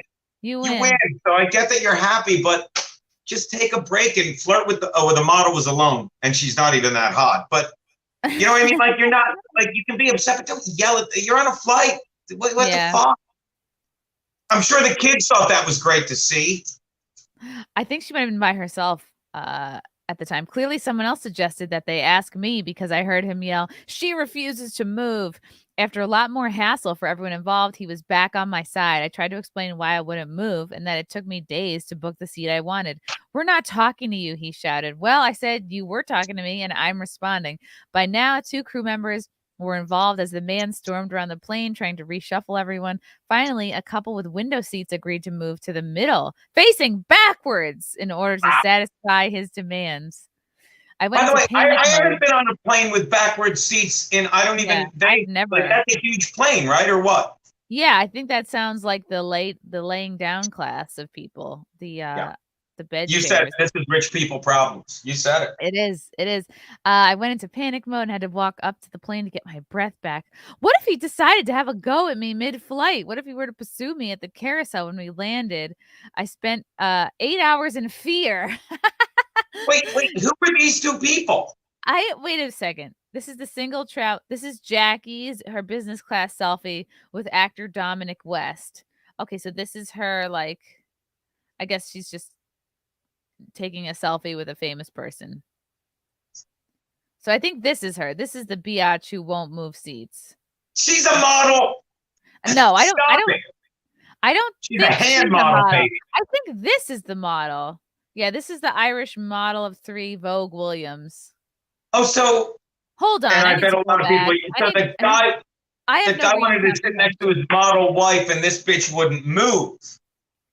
Hold on a second. Vogue Williams is the one who berated a passenger for not giving up their seat to move to the window. So well, now it's just a bully. He yelled at an ugly chick because he wanted to sit near his hot wife, and he's probably insecure that whoever sits next to her will hit on her. I don't know. Yeah. So I guess this is the woman, Jackie, who wouldn't move, and this is the woman, and this is the Irish model who berated her for not moving. Oh, so the woman yelled. Boy. I Yeah, thought I this is listened the to everything woman. you said. This is the lady who wouldn't move. You can tell because she's alone. And And the this is the chick, woman yeah. who she wanted her to move so her family could sit together. Okay. And she berated her for not moving. And this is her. Can I change my answer to that model is a cunt and she's entitled? Oh, really? She shouldn't have asked her to move? She should have asked her to move, but she shouldn't have lost her mind and been mean afterwards. Yeah. And I think if you're a fucking model and you can afford it, like, yeah, then you need to book your flight in advance so all of you can sit together. Like, yeah, ask, but don't throw a hissy fit if someone won't move. Yeah, don't lose your marbles. It's Don't lose horseshit. your marbles. Yeah. Let's see. Let's see if this gets better. Hold the phone. I was expecting a bereavement or at the very least a doctor's. Okay, so hold on. This is the one time this lady did switch her seat. And it was for LaToya Jackson. So this lady gave up her seat once and it was for LaToya Jackson. This is like, who is this? Who cares? Not like I like talking about this. Geno, would you give up your seat for LaToya Jackson? That dude would kick my ass. I would. Like, I sleep on planes, so I rarely fly first class unless, Burgers would be like, we're flying first class. All right. Like I get the Delta Lounge now with my miles card, so I do that. Ooh, but I get American. Okay. I'm like in the American. I'm in that family. What's the bread line? Somebody's doing well. But I sleep on planes, so it's like I get a window seat. I fly early, and I wake up. The boss said it perfectly. It's like a time machine. You wake up at your destination. So if someone wants to switch seats with me, I will. But I will say this: I would not want to sit in the middle seat. I can if I have to, but no one's ever asked me. Thank God to be like, hey. But I think if you're in a middle seat, you know not to ask for the window, or you do the rotation play where you're in the middle seat and be like you go. That's what it is. Like if someone's in a middle seat and you want to sit next to someone, you're like, look, you want my window seat so I can sit next to my wife who's by the window and I'm in the middle or aisle. Yeah. So that logistically, that's why that doesn't happen. Not that anyone cares, but yeah, I'm a seat switcher. I don't care. I'm like, as long as. So what is your seat on a plane? Like, are you an aisle guy? Are you a window guy? If it's a morning flight, you're a window guy. I'm a window guy because if it's a morning flight, like I always try and take morning flights because one, I don't sleep well before a flight because I keep waking up thinking I'm going to miss it. Yes, me too. I can never sleep the night before a flight. I'm in constant panic. Yeah. You and even when you doze off, you're dreaming you're missing your flight. So, and I usually just go out drinking the night before, shocker. And then I just sleep on the flight the entire way. And that's why I want a window. I don't want people stepping over me, waking me up. But if I'm flying back in an afternoon flight, like I'll usually do an aisle because I know I'm gonna have to piss from the day hanging out, and I don't want to wake people up. So that's a move. And I usually sit towards the back because I like numbers like 29, 27, 17. Like I'll take 8. That was Tara's number. I'll take 8 if it's available, but it never is with flights. So I'm in the back and out of the way. I don't give a fuck. You know what I mean? Yeah, I like the aisle. I like to I don't want to feel like I'm in a corner. Wait, do you not sleep on flights? No, not really. Like if it is a long flight, like I might try, but I'm never really able to because I'm just like, your neck is all stiff and like you try to sleep and you're like, no, just a lot of time has gone by. So I'll always bring books to read. Yeah. Yeah. I like to read. What? Books to read? Oh, you're hiding. I can't. I said that. I can't read books anymore. I look at this. Watch this. Watch this. Books. These are the books I've tried to read. Okay? I'm trying to reread The First Man by Albert Camus. Trying to. Okay. Trying to read. I did get through a short story by Albert Camus, which was called The Artist. Yeah, that's a short story. And I can't remember. It's called The Artist at Work.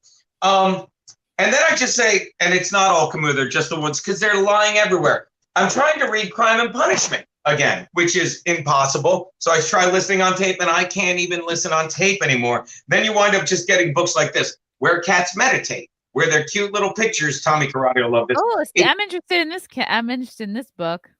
Yeah, and it's just, look, it's cute pictures of cats with phrases like, we must learn to be still in the midst of activity and to be vibrantly alive in repose. Or as the prophet says, we rest in reason and move in passion. Spot quoting Beaupre, suck a dick.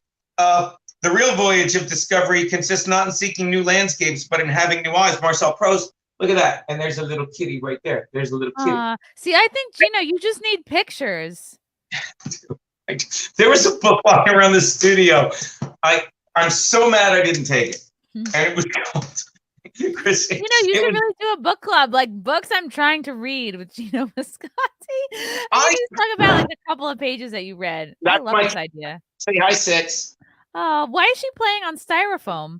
Because I got an air conditioner and at the beginning of the summer, and she just, she doesn't play with cat toys, and she doesn't fucking sleep. She plays with string and here's her favorite toy. Her favorite toy is this now. She puts her head in this. Oh, it's the old thing that your comforter came in, or the sheets? Yeah, and she loves twist ties. But here's my point. All these books, there were times I read them. There were times I read these books. There were. Look, I read this book, The Demons by Dostoevsky. I did. Need to read it again. I remember it, but I can't sit still and read. You gotta read it. You gotta read it, Geno, with a highlighter or like a pen. So like when something really jumps out at you, you highlight it, or you like dog ear it so you can go back to it. To quote Homer Simpson, what the hell are you talking about? I can't. It's over for me. No. Like I this morning I'm trying to listen to Crime and Punishment on tape. Hold on, I'm getting a little more juicy. Just trying to listen to Crime and Punishment on tape, and that, to quote, that didn't take. It's like okay. I can't. I sometimes have to listen, like when I listen to the Daily Wire, the morning podcast, like I'll sometimes listen to it twice in a row just to because I know there's a couple things I missed. I don't know how you do it. I mean, don't get me wrong. I'm gonna read a passage for today. What's today? August 29th? Okay, here we go. I love it. This is going to motivate everybody. Demonstrate your trust in me by sitting quietly in my presence. Put aside all that is waiting to be done and refuse to worry about anything. This sacred time together strengthens you and prepares you to face whatever the day will bring. By waiting with me, before you begin the day's activities, you proclaim the reality of my living presence. This act of faith, waiting before working, is noted in the spirit world, where your demonstration of trust weakens principalities and powers of darkness. Oh, I like this. So it's the idea of like waking up early instead of just like rushing off to work or whatever the first thing is that you have to do. The most effective way to resist evil is to draw near me. When you need to take action, I will guide you clearly through my spirit and my word. The world is so complex and overstimulating that you can easily lose your sense of direction. Doing countless unnecessary activities will dissipate your energy. While Geno's running around. When you spend time with me, I restore your sense of direction. As you look to me for guidance, I enable you to do less but accomplish more. Wow, Frank is always talking about that with me. He said something really awesome to me last night. He's like, just because you are like being hard on yourself doesn't mean you're like working harder. He's like, you can work hard without being hard on yourself. And I was like, oh shit. I feel like that was in my possibly in my childhood training that you have to like. Yeah, that's one of those fucking spiritual quotes. I'm surprised there's not a picture of a cat next to that. By the way, because this is a book for adults. Yeah, I can't read adult books. And there was a book, speaking of books that aren't for adults, thank you for your patience. I had to fucking show you those books because I have to remind myself I used to read. There was a book in the studio, because they send us books, and it was called something like Spiritual Quotes and Dick Pics. And it would have a spiritual quote by Gandhi, and then it would have a picture of a dick in a top hat smoking a cigar. I love that. I can't. I wish I'd taken it, because it's like, why do I want to picture a book of dick pics? But I'll say it. I do. There was another one where it was in a hot dog. It's just like, it's just it's just like this book, but instead of a cat, it's a dick pic, and it's other quotes like this, and it's like, I should have taken that. Write a book. Like, I think you should write like a book of Genoisms, because I think you're full of wise phrases, and you could put pictures with it. I need to write a book, but I just like, I don't know. Like, I like fucking just writing. Like, I write. Like, my process is like, I write. I have journals. I've been reading my journals. I've been reading my old journals. I have journals dating back to 2000, actually 97, and like, because when you write really good stuff, just to get the shit out of your head, you know, it goes through you. It's like you're not writing. It's coming from another place. And I'm reading old books. Look, I could reach one without even leaving the thing. Yeah. Would you like to hear a random excerpt from? Yes. And then I'll read you a random excerpt. Watch this. A random excerpt. This is from January of 2005. Now, I like reading these because, these are great, because either I was fucking the nails out of Tara, I was fighting with her. Okay, and you fucking. All right, I'm gonna read a random passage. We're gonna start with Brave New World. Okay, say stop. Stop. That's another book I'd love to read. Stopped on the place where I had a bookmark. Okay.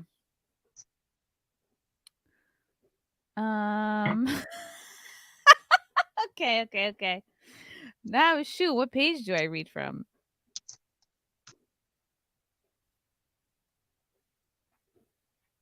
Never put off till tomorrow the fun you can have today. That's in Brave New World? Yeah, I mean, if it's any one passage, it's like it's not going to really make sense.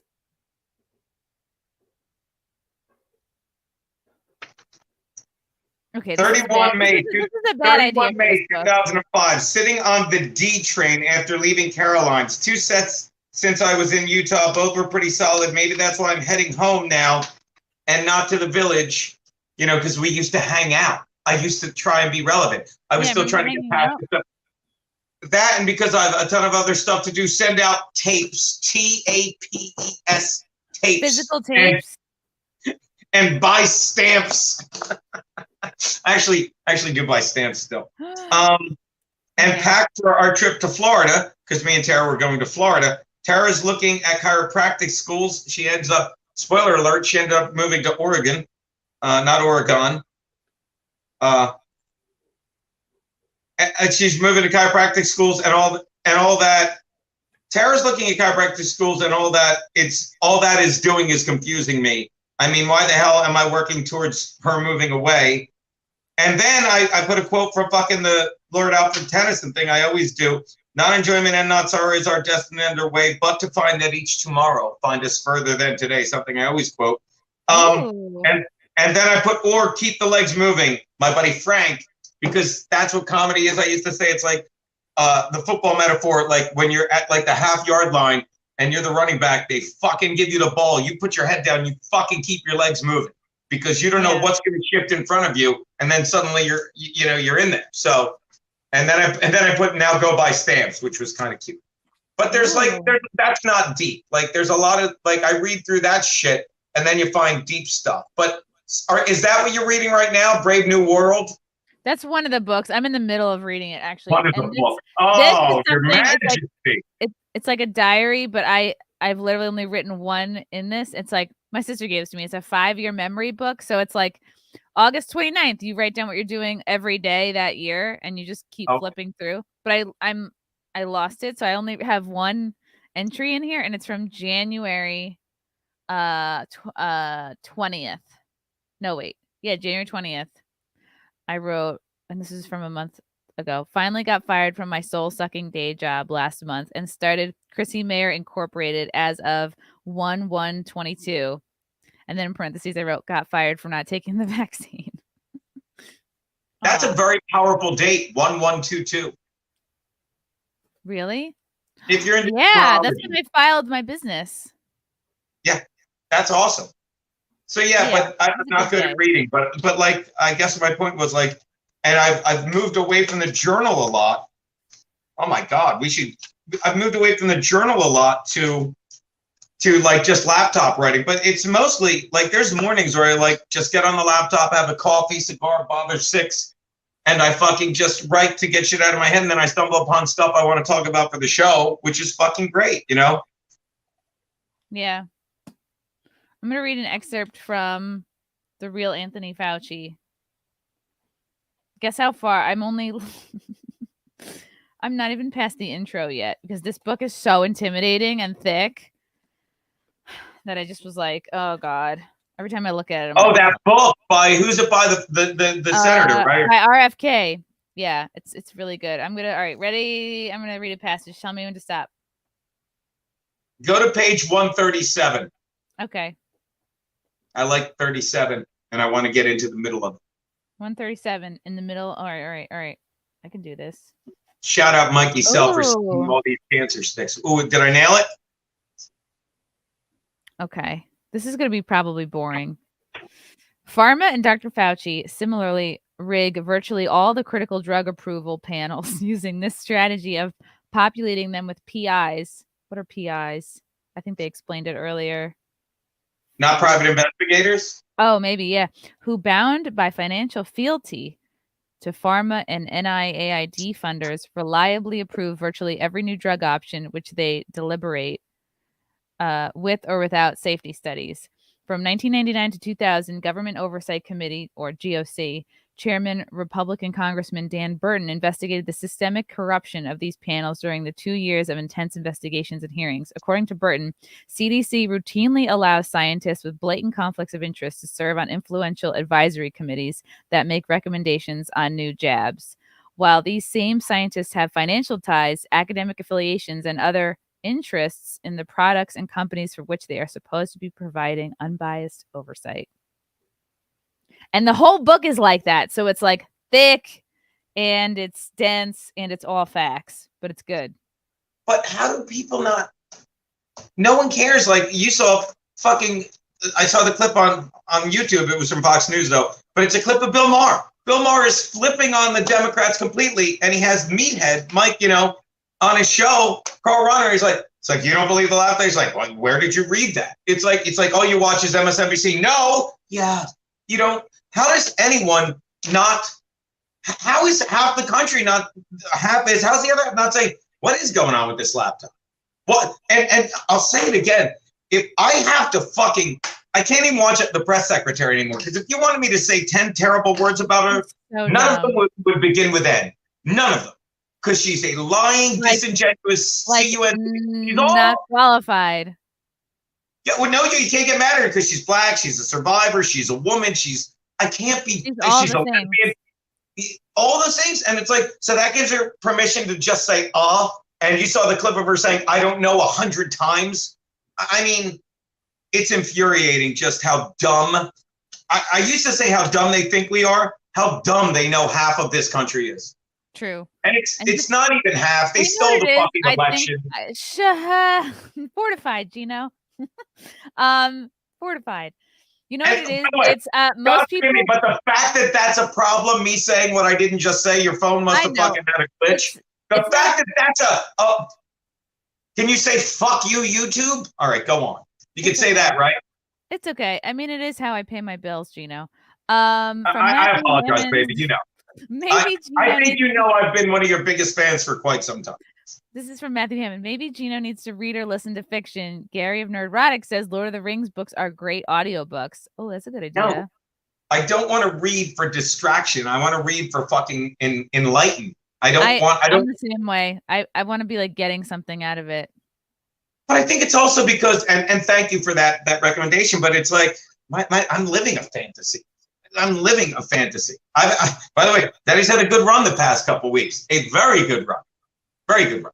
So, Isabella loves you. I love you, Isabella Lod 2.0. That 1.0 Isabella sucked. Chrissy start a Discord book club. That's a good idea. That's a good idea. But I love that you read books. I'm jealous. Like I don't. It's like anything else. I had more time. I wish I made more time to do it. Like I wish I could actually just like have a set aside an hour to like read and then set aside an hour to like write. I think I'm gonna work on that. Like, well, it's like reading's like anything else. The more you do it, the better you get at it. And I need to sit still and read. And then when I get distracted, say, go back to the page. But it gets so frustrating, you know? And I used to read a lot, but I just don't. I need to read this one, The First Man by Camus. This is actually the book. That they found. He died in a car crash. And this is the manuscript they found in this book. He never published it. Like, so I'm reading it because it's like, you know, the kids finally, they're like, look, it was going to get out, so we published it. But it's a great book. It's a autobiographical. He's the first man of his family to, you know, whatever. So I'm like 10 pages in, but it's a good read. I'm going to read this book. I'm going to read this book on vacation, Chrissy, and I'll talk to you about it. There you go. Nightbreed, ever read Cormac McCarthy's Blood Meridian? Dope. No, I haven't. No.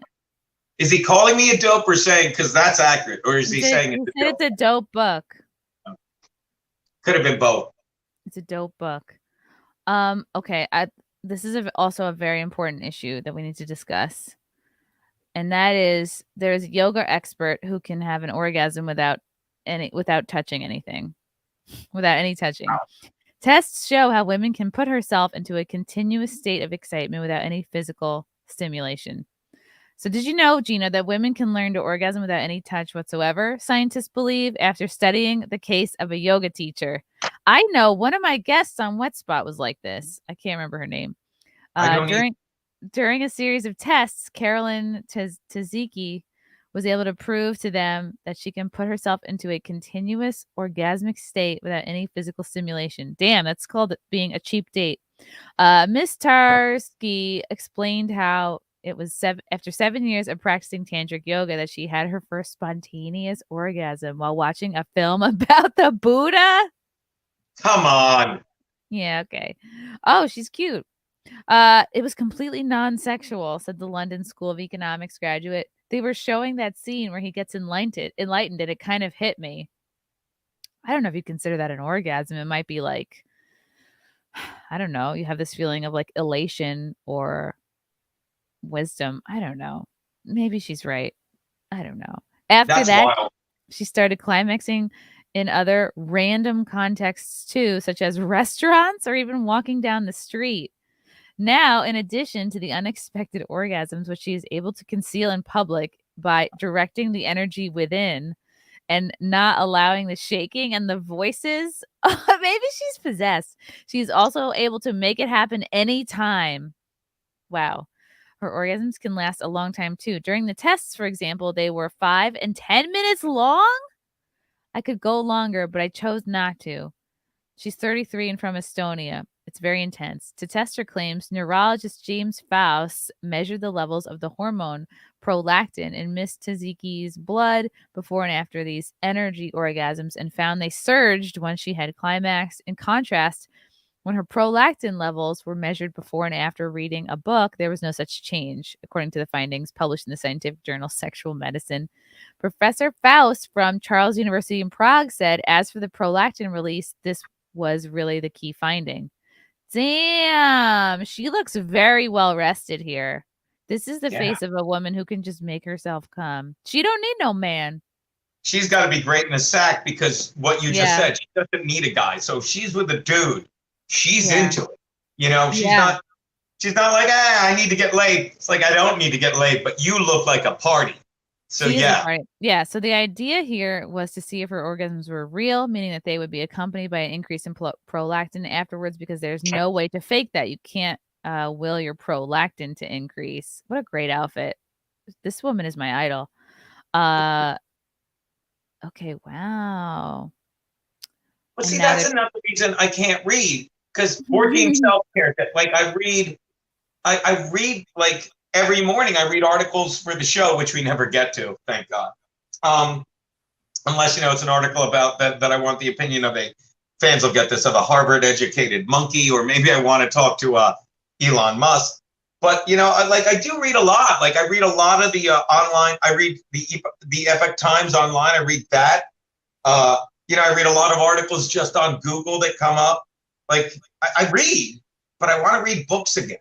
I don't know why I'm going back to that because this chick's having I orgasms. know. Every time I look at my pile of books, I'm like, oh, I wish I made more time to like just read. But you know what? Because I always tell myself like there's other work I need to be doing. Like, Wait, oh, you know what else I I keep talking. I'm so sorry, baby. You know what else I read a lot? Or I used to even more. During the lockdown, everything falls into my lap, and I get the Epic Times, but it's online. But then for some reason, every Wednesday they would send me a hard copy. So I'd wake up Wednesday to a hard copy, and there was a section called Health and Wellness. And that's why I read all the articles. That's why I broke the story before fucking Rogan that the vaccinated were spreading the fucking variants. You know, that's why I fucking told Aaron Berg vitamin D is all you really is what you need. Well, I'm taking a pill. I'll never forget. Shout out Todd Ferguson. I love him, Lumpy. He called me when he got it. And you know what else did? Kevin Dombrowski's like, I got COVID. What should I do? I'm like, take vitamin D and I'll never forget. And I love Todd. And it's a running gag when I say he's a fat fuck, but he's lost like 20 pounds. God bless him. He's like, yeah, I'm taking. I'm like, how much are you taking? I said, how much are you taking? And he said what so many people said. I'm sure Rob Reiner, correct. I'm taking 2 pills a day. You're taking 2 pills a day? How much is in the pill? What do you mean? I said, get the bottle. And how many IUs it is? He goes, it's 50. I said, you fat fuck. You're wasting your time because vitamin D, and this was in it, vitamin D is a fat soluble vitamin. And that's why they're like, oh, if vitamin D works, why are people dying? Because fat people are the ones dying. And fat soluble means you have to dissolve the fat to get the vitamin D out. And when you're putting bullets into a cadaver with 50 IUs, and I'm sure this is in that book because I read it somewhere. So look, they're coming to get me, the cops. They said you need 20,000 IUs of vitamin D. You know, like 20,000 IUs of vitamin D. Excuse me, God forgive me, 2,000 IUs of vitamin D. I'm getting the number wrong, but it's like you need 2,000 if you're healthy. If you're healthy, so that's like 4 of those pills, or you just get the 100. You need that, and they're like, no. So if you're fat, I said you need to take 10 of those. He's like, what? I'm like, take 10, and then you Google studies because they'll make a study like, oh yeah, vitamin D is dangerous. Why? Well, a couple of people had stomach ulcers from it. Yeah, a couple of fat fucks who Lord knows what they were eating got stomach ulcers and everything they do. That's the hydroxychloroquine. I'm sorry I'm talking about COVID. I'll drop it. But my point is, that's what I was reading all lockdown, the health and wellness section, and I learned so much about just staying healthy. And that's why, like, once again, thank God for COVID. Healthy. You're so healthy, Geno. But I got to send you a picture. It's on my phone. A picture of me 6 years ago where I'm like, am I wearing a fat suit? Is this me like Jiminy Glick for Halloween? And I was never obese, but I was I used to weigh 195, 200 pounds, you know? And it's like, that's all fine. But it's like, thank God for COVID. Thank God for fucking my jaw. Thank God for everything to put me here drinking this amount of coffee. Fuck! So, from Nvidia. Okay, but for real, who hasn't come watching a Buddha doc? True. I'm getting more coffee. I'm listening. Okay, good. Chrissie. All right, go. I'm sorry. Yes. I'll never forget, Geno, the time I went to your apartment and Six kept attacking my feet and my purse. She was like, who said that? Oh, you? Yeah. She's gotten a lot better. She's just she's very possessive of her daddy, is all I'm saying. Isn't that right, Angel? Look, say you're sorry. Say hi, Aunt Chrissie. I'm sorry. She's not sorry. She's not sorry. Hey, Six, remember me? Remember me, Six? Yeah. She's like, get her out of my face, Dad. Why do you have such a bad attitude, Six? I'm insane with this cat. I am insane with this cat. My cat. That's what I tell people. And I'm like, I don't know if I mentioned to have a cat. Do you? You never mentioned it. Do you ever walk your cat? Did you ever get one of those cat backpacks that I told you about? No. And I was like, why don't you take her on trips with you? Because I'm afraid if I took her to LA, she'd have so much to do there. But I'm afraid she'd meow the entire flight. That would upset me, you know? So I take her when I go to Jersey and stuff on the road to visit fam. She loves riding in the car. She loves being with her daddy. I know I'm nuts, but she does. It's cute. Okay. I know that this is an expensive version of this, but I just need to show you. Please. This cat backpack. Look at this. You're telling me Six wouldn't love tearing around in this? Look at this. This could be you. This could be you, you know? I mean, she would go nuts. That's like torture. Would she be like, what? She'd be like, she's on TV. She'd be leaping at the pod trying to kill people. Look, it has fresh air. It's ergonomic. Maybe one tiny cigar, right? A tiny cigar. Isn't it so funny that the model for this cat backpack looks 100% like a cat lady? Oh, I'm getting there. There's no question about that. I'm gonna get you a cat backpack, Geno. You know what I need to get my baby? I need to get her one of those. What are they? Giant wheels, like a giant hamster wheel. You ever see one of those? No, let me look it up. Cat wheel. Yeah, watch. It's like a giant habit trail. Yes. Wow. Okay, they're expensive though. Yeah, but I mean, please, it's worth it. All right, let's see if I can get a video of a cat exercising in a wheel. Yes, here we go. They go to town on it. All right. Wow, I don't want to see this lady putting it together. I just want to see the action.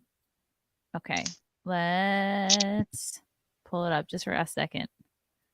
Shout out Lexi Ryback, mother of Six's boyfriend Nitro. Haven't talked to her lately because she's busy living her best life. They fucking have a boat and they fucking enjoy the. Yeah, like $300, right? Wow, look at this. Yeah. Is it big enough for Haku? She doesn't like it. I think they get used to it. She doesn't like it. I think they learn to like it, as they say. Wait, you're not moving, right, Rachel? No. Is he doing it by himself? Uh-oh. Yeah, they're freaking out. But it's very chic. Well, I mean, think about it. It's like, it's either that or a cat leash, which is much cheaper, but I don't want to walk her anywhere in East Harlem. Look at that. I'm getting you one today. Aunt Chrissy is going to get credit for this. I'm ordering it today. Really? Okay, it's like bigger than I thought, though. Whoa. Oh, love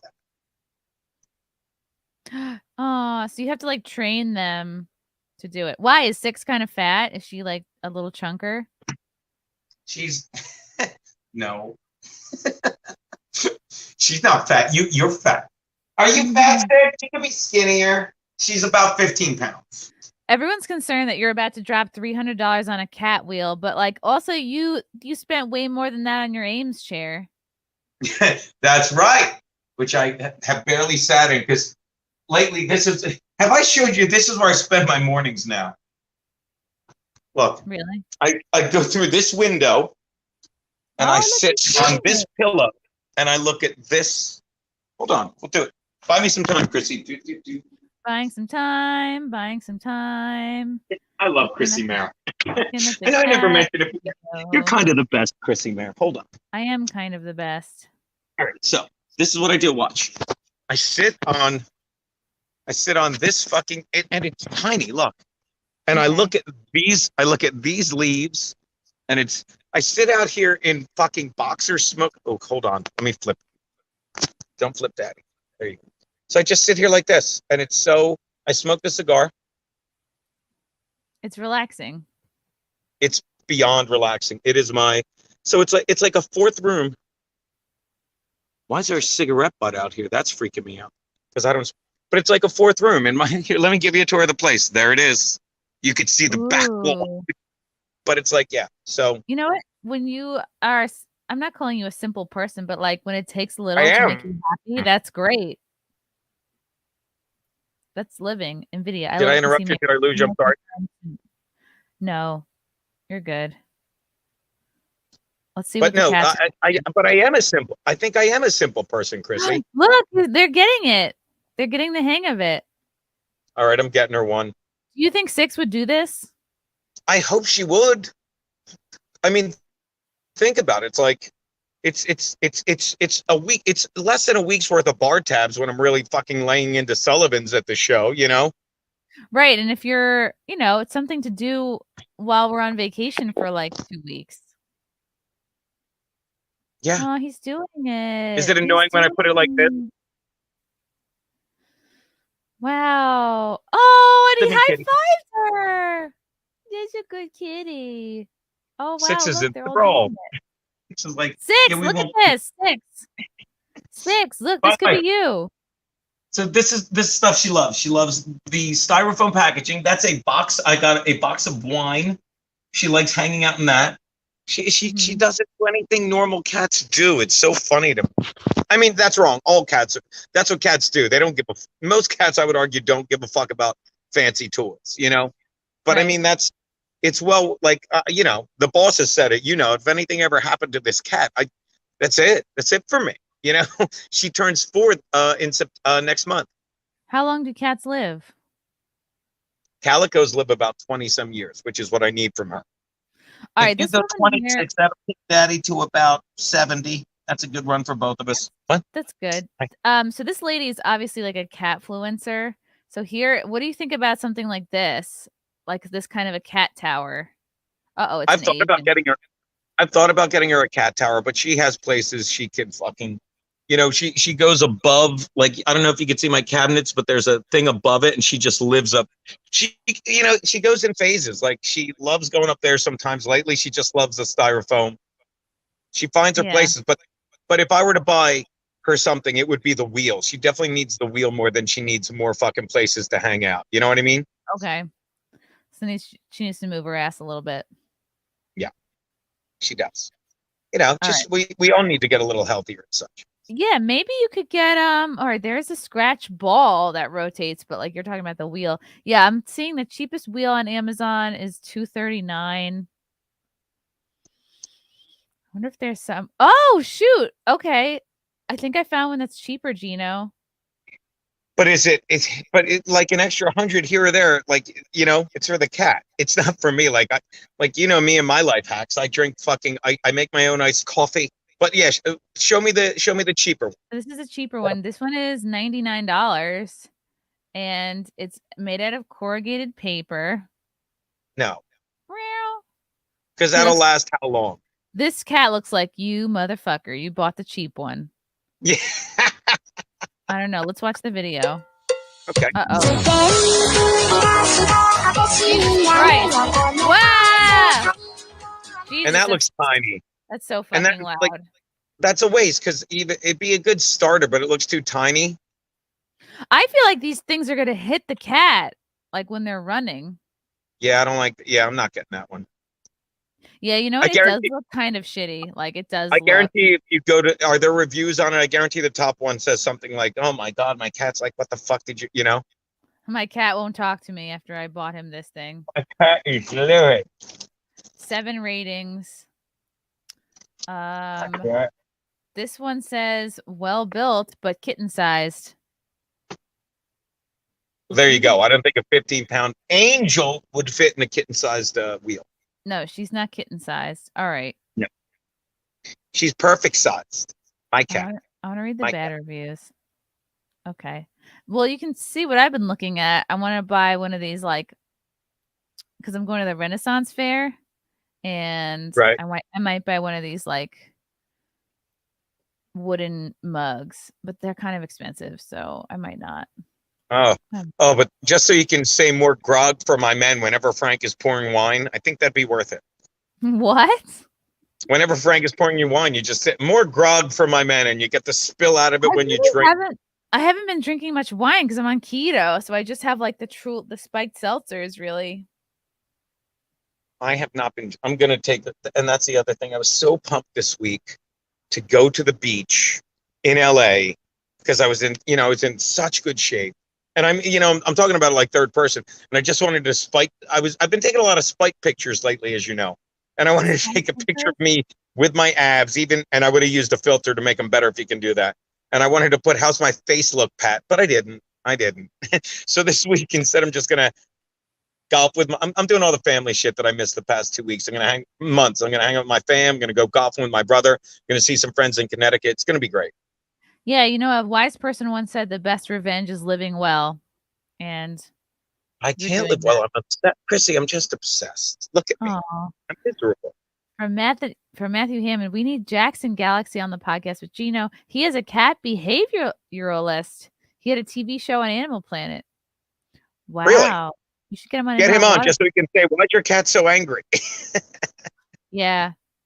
Well, you could take him in the cat backpack, bring him to the studio, have this guy on, and he could do, I don't know, he could like examine 6. Just a thought. Okay. I'm gonna land this plane. Geno, thank you for joining me on Mayor in the Morning. Where can people find you? I will be at Scotty's Steakhouse, Scotty's Comedy Club, whatever it's called this week, along with Bobby Tambora in October. You'll be there September. And GenoBisconte.com. Follow me just Google comedian Geno Bisconte. Spell it with the E.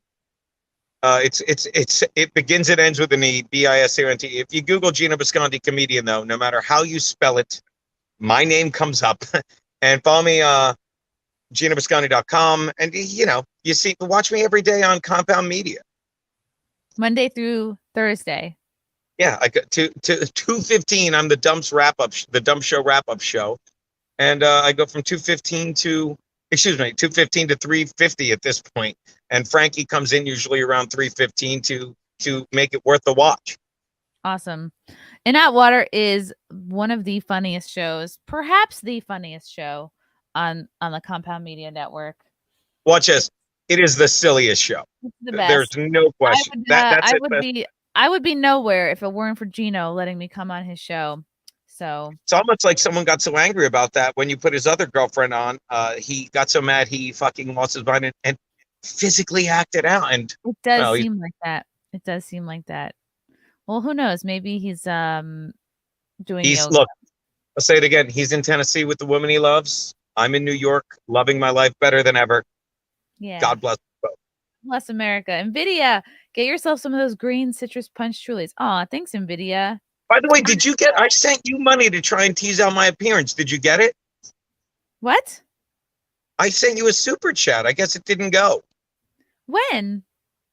Like right 10 minutes. Like I literally sent you. I thought I sent you. Did it go through? No, I would have seen it. You mean for this chat? It said X, but it said it did. I'm virtue. Oh, by the way, I'm losing you because I don't have the. I thought I did. Maybe I didn't. I mean, I did. It just didn't go through. I sent you like $5,000. Did it not? But again, Chrissy, thank you so much. It might come up. I don't know, but thank you so much for doing the show Saturday. I adore you. It was fun hanging out with you in the green room. And thank your fiance, and thank my agent because just the best.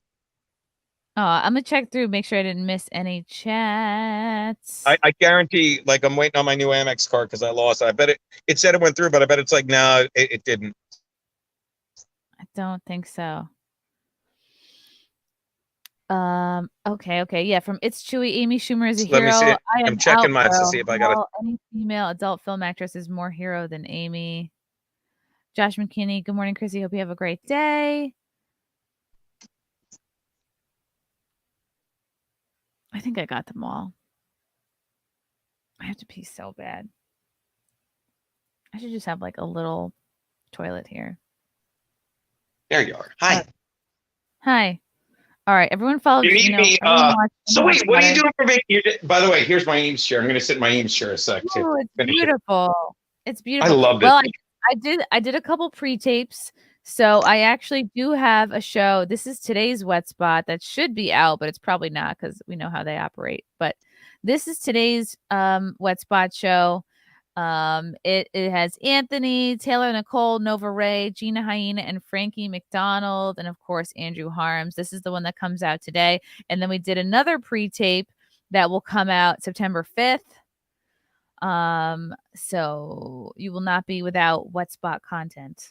That's awesome. And I remember that the first pre-tape that's tonight. That was when the boss was hanging out and he didn't want to go home because he got so drunk. Yeah, because he was like, oh, I'm afraid to go home. You played it perfect. Like, stay and do the next show. It's like, I will. Like, well played, Chrissie Mayr. Yes, of course Geno is going to Content House. It's going to be epic. Who else is going to Content House? All right, let me pull out my chart. Obviously me and filing cabinet, Marshall and Lindsay, Kumia and Missy, Zia and Nick, Gigi and Mike, Venti, Leanne. Remember Leanne Starr? Obviously Drew, because we need tech support. Lila Hart and Eric Abenanti, Carrie Smith, Mead and Gail are coming. Stansel's coming. Alex Stein is coming. Melanie Mack and Keanu Thompson. Who? Which I believe you are familiar with. Yes, and also you guys, we need to move these Austin tickets. I'm going to be headlining in Austin September 8th at the Cap City Comedy Club. Anybody you know in Austin, tell them I got to start moving these tickets. But I know people like to buy last minute. But I just had to plug it out. And then also the Helium in Philly, September 14th. I'll be there as well. Nice.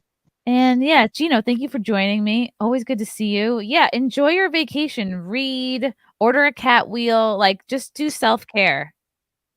That is the plan. I'm gonna hang out with my family and friends, which I fucking the lighting, which I didn't get to do as much, and I'm so fucking pumped. Yeah. It's gonna be great. Oh my god, the consent house. No, we will not be having a consent house. That's boring.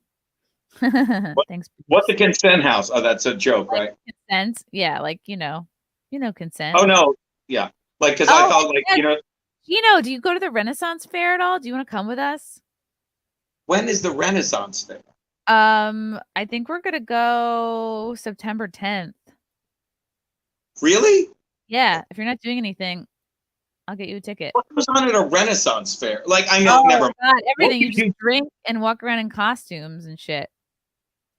When is it? We're gonna go September 10th. Me, Marshall, Lindsay, Frank. I'm in LA. And is that a Sunday? No, I think the Renaissance Fair actually starts now or early September and goes for like almost a month. Yeah, I'll be in LA at a football game and drinking and at the beach and hanging with Tommy Karate. That sounds like more fun. All right, guys. Thanks for watching. Mayor in the Morning. We love you. Until next time. Bye.